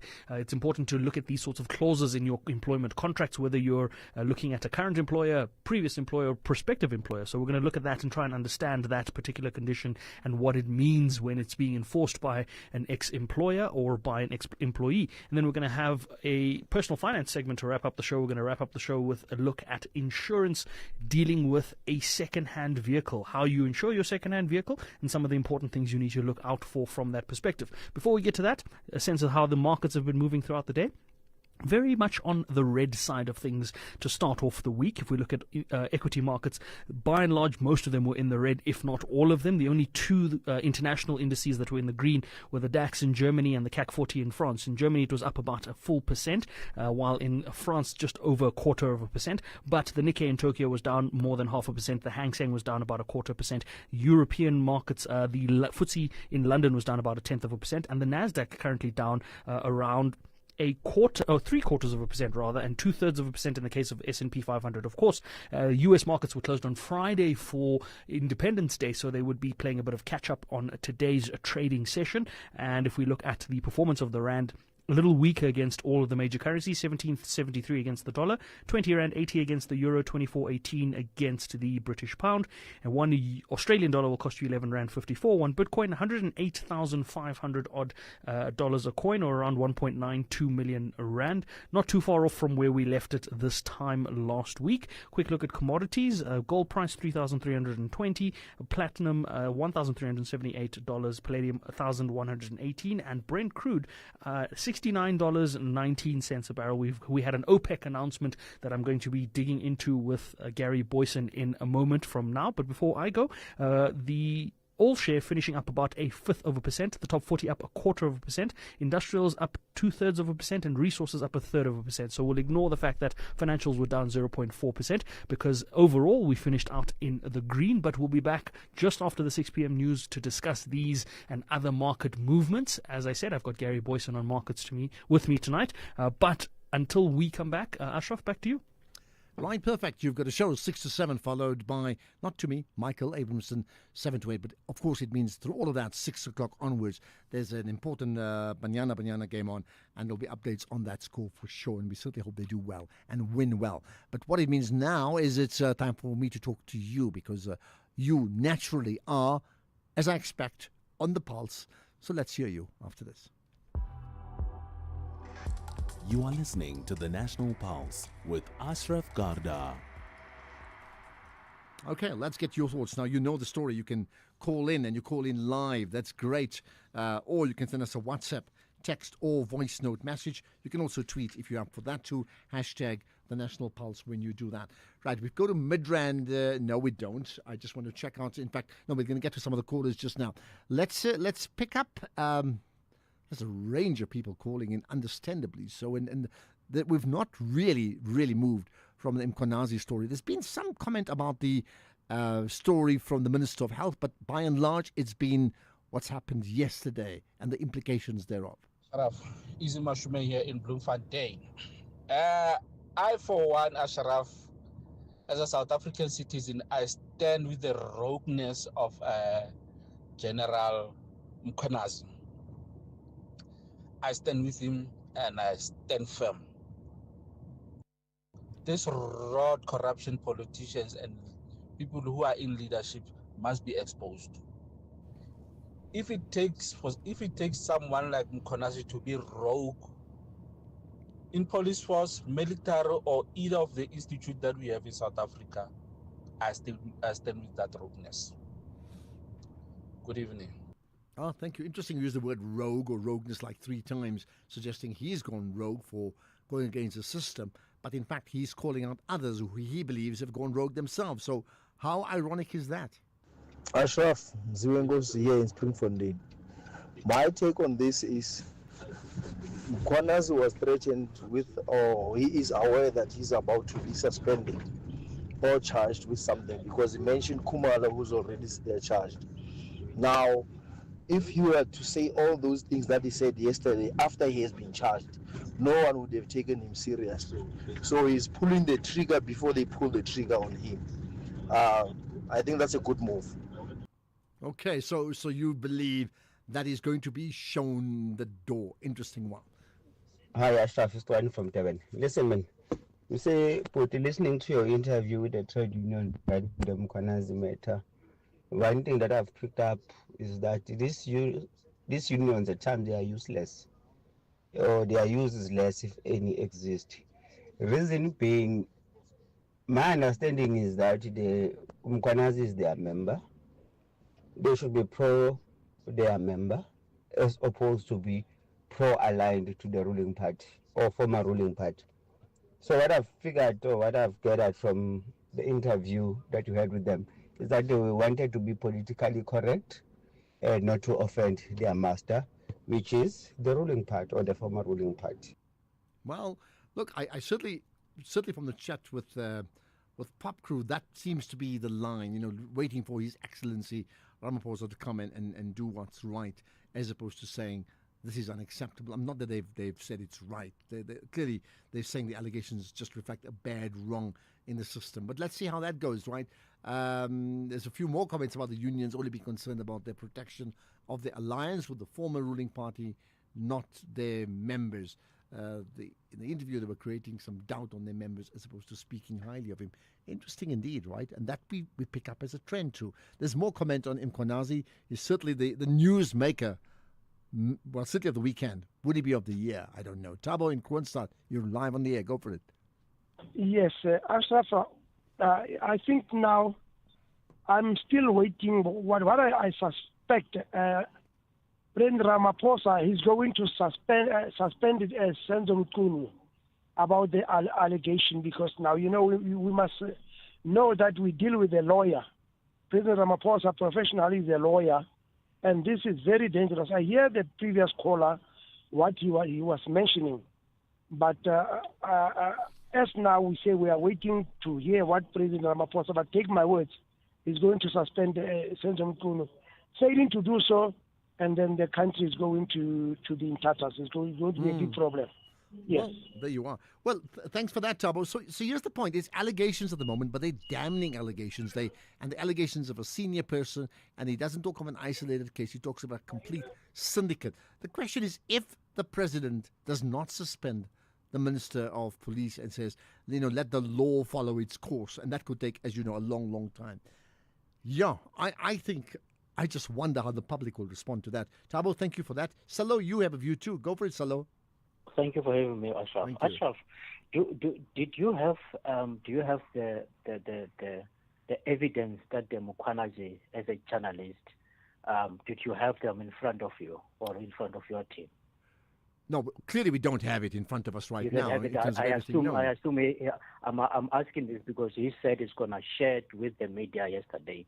So I think we need to... there were WhatsApp messages shared, right, that sort of proved some form of communication to back that up. But I think beyond that, in terms of if there's anything further than that, I mean, there would have to be processes from his side as well, I would think, right?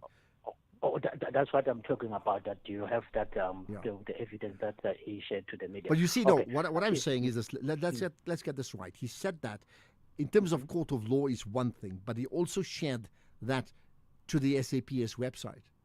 Okay? I'm just being reminded of that. No, it's fine. No, my point is on this issue, Ashraf.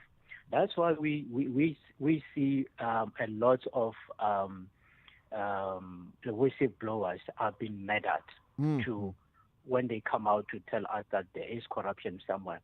And then when someone like Mkhwanazi come out to say, this is the problem, this is what I found as a policeman and so forth, we are also questioning their protocols, their laws, and all those things. What should, as a country, Ashraf, do when I see someone stealing there? Must I follow the protocol, or must I pinpoint that Ashraf is doing 1, 2, 3? What must I do? And if I tell Ashraf's manager that this is what is happening, and then the manager do nothing, what should be done? Well, that appears to be the case, and there's been many examples of that. So therefore, then he becomes rogue and does something that's out of the normal procedures, as some have said. Well, he was wrong. Look at how he was dressed. Look at what he was wearing. He had no right to do that. He had to go and report it another way first. But we don't know that, do we? Do we really know? Shalom, thank you for that important point that you bring up. I'll get to Thokozani in a moment. If you think you cannot afford a lawyer, think again. Clientele Legal has made professional legal services affordable for you. Whether it's a civil, criminal, or labor-related matter, we have a nationwide panel of attorneys standing by to assist you. SMS SAFM to 32195. That's SAFM to 32195 and we'll call you back. Clientele General is a licensed non-life insurer and an authorized FSP. Standard rates and terms and conditions apply. We've upgraded. Our new GIS-linked national address database lets us connect with you better than ever before. By visualizing licensed and unlicensed households nationwide, we can ensure timely communication. Our payment reminders are a crucial tool to help you stay compliant and avoid penalties, empowering you to take proactive steps. Efficient electronic communication helps us collect fees seamlessly, bolstering the SABC's mandate in line with Section 27 of the Broadcasting Act. TV licenses. Pay yours. Make a difference. X at SAFM Radio, and at Ashraf Garda. Okay, I want to get to more comments from you. Right, do we know we've had Shalom? I just want to double check that one. I think we do. We now have Yanezwa, right? Yanezwa, hello. Yeah, good to connect with you. Thank you. Right, your thoughts? Yes, man. I just want to comment, Ashraf, on the issue of the relief fund. I hear that 500 million will be given to the Eastern Cape. Yeah. No, man, Ashraf, I wish the national government is the one that is going to administer those funds, not our local municipalities. We have completely lost confidence in our local municipalities in this area. And they said they're going to give it to the local municipalities. You're right. Especially in the OR Tambo district. So you've lost confidence because you think what's going to happen? Yes. That money won't go actually to the people to deliver the services. Ish, I hear that too often. Sure. Yes, Ashraf. We can't. I think national government must administer all the projects that are going to be here. Okay. I hear your desperation, Yanezwa. Thank you for that. That's my only problem. Okay. Thanks for always a good show, Ashraf. Much Thank appreciated. Thanks, Yanezwa in Kumbu. Thank you for that. Yeah. Well, sure. I mean, there's just do you get that sense of resignation in Yanezwa's call? It's like, this is what's going to happen. It's not arguing. It's not fighting. It's not angry. It's like, this is what's going to happen. We just know it. That's very, very bad, isn't it? Good afternoon, Ashraf. I'm not sure what is it that we want to achieve. Why are we speculating about what the president should and should not do? Why is it that we are having a court case in the media at the moment about this particular case? Whether Mkhwanazi is right or wrong, it's obviously supposed to be subject to an investigation. It's supposed to be an outcome of an investigation which the president will have to act on. I think this halabaloo is really not on. Mpho Bloom. Okay. Are you saying that everybody should just keep quiet and say, look, because the president will then say, okay, it's going to be investigated, or not the president, anybody. But he did say he'll respond when he comes back. So he said so already, right? But if not, then it's a case of, okay, it'll be investigated and we must say nothing now for 6 months or 1 year. I mean, I'm just thinking about it. We are talking about some serious leadership in the country, aren't we? Right, in Mpumelelo, in Gqeberha, hello. Hello, Dada, how are you? Yeah, good. Go for it. Good, man. Mpumelelo Mbali, I'm here, Gqeberha. Right. Can you ask for me from this guy, Paul Sullivan? Yes, I think I'm pronouncing him right. Yeah. Why is so cross about what Mkhwanazi did? That's my question. I'm very concerned about his... okay. Some may say, he himself is discredited. In fact, he was Thulasizwe's guest this morning. So maybe listen to that conversation on the podcast. I don't think they asked him that part. But yeah, he seems to be very... He's outrightly ruled out Mkhwanazi as a person who can testify on this issue completely. So maybe it'll come up soon. In Mpumelelo, thank you for that, right? Okay, we have Thokozani in Durban. Go for it, Thokozani. Hello. Thokozani, hello. Yeah, you're live on the air. Yeah, how's it, man? Yes, Go for it. Thank God, I've been holding for quite a long time. I'm on the side of the General Mkhwanazi. The rules of engagement, sometimes they try to confine people as if they are robots. There are lots of things. I knew our certain company, which I can't say. Yeah. But let me tell you, those corruption, in fact, let me just say it. I was working for national intelligence. Mm-hmm. The intelligence that we gather from the inside the what you call the prison, but you won't hear even a second that okay, let's put anti-jamming devices on the what you call on the prison. Some of the elements are done by the people who are outside. The people, the Okay, I'm going to push you because we're out of time. Just very quickly. Okay. Last but not least, Ashraf, I was wondering, I heard R. Kelly's song on Betta's show yesterday. I was under the assumption that R. Kelly was banned on. I don't know. I really don't know. So I can't even say much about it. But I'll check with Keys and Temba. If they know better, they can certainly help us out, and we can tell you, if not today, tomorrow, because we've got like 2 minutes to go. Dr. Zani, thank you for that. Right? Sorry, I can't help about that one. Quinton, we'll get to the last call, I think, in Cape Town. Hi, Quinton. Hi, good day, Ashraf. Yeah. Sorry, man. What I would like to say about this thing about the Lieutenant General, what he did. I think the reason why he did it, there was a build-up to this. They tried to discredit him in the past. The political task force was disbanded. Yeah. And then there was the dockets that has been confiscated. And I think the Lieutenant General, he must have felt that sooner or later they were going to arrest him. So all those that said it wasn't the place for him to do what he did, I think was, what if the Lieutenant General was arrested and then come out and say these things? Then Paul O'Sullivan and all these people that come up with their reasoning and why they say he shouldn't have. If he was to do it then all of them, okay. Yeah, but why is he doing it now? Why didn't he do that Okay. before? Quinton, I've got that point. We do need to wrap up, I'm afraid, as we're going to wrap up the show. Thank you for that, right? So here's one. You know, the president has been speaking to the media at the BRICS summit at the end of it all, South African media too, right? And of course he was asked about the position of Mkhwanazi, and this is what he had to say.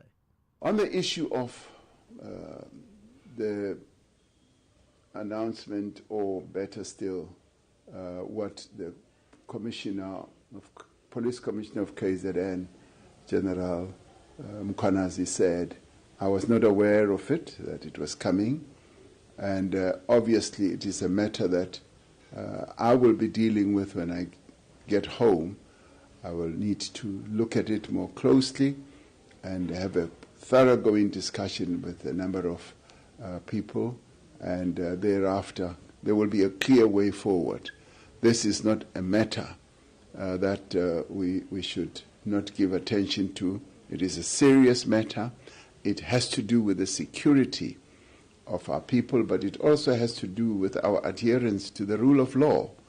The police play a critical role in enhancing the rule of law, the safety of South Africans, and that those who have done wrong should be dealt with, and should be dealt with thoroughly in terms of our constitution and our laws. Okay, well, there you are. In a nutshell, the president reflecting the national pulse. Thank you for listening. Here's the news with Greg Hose.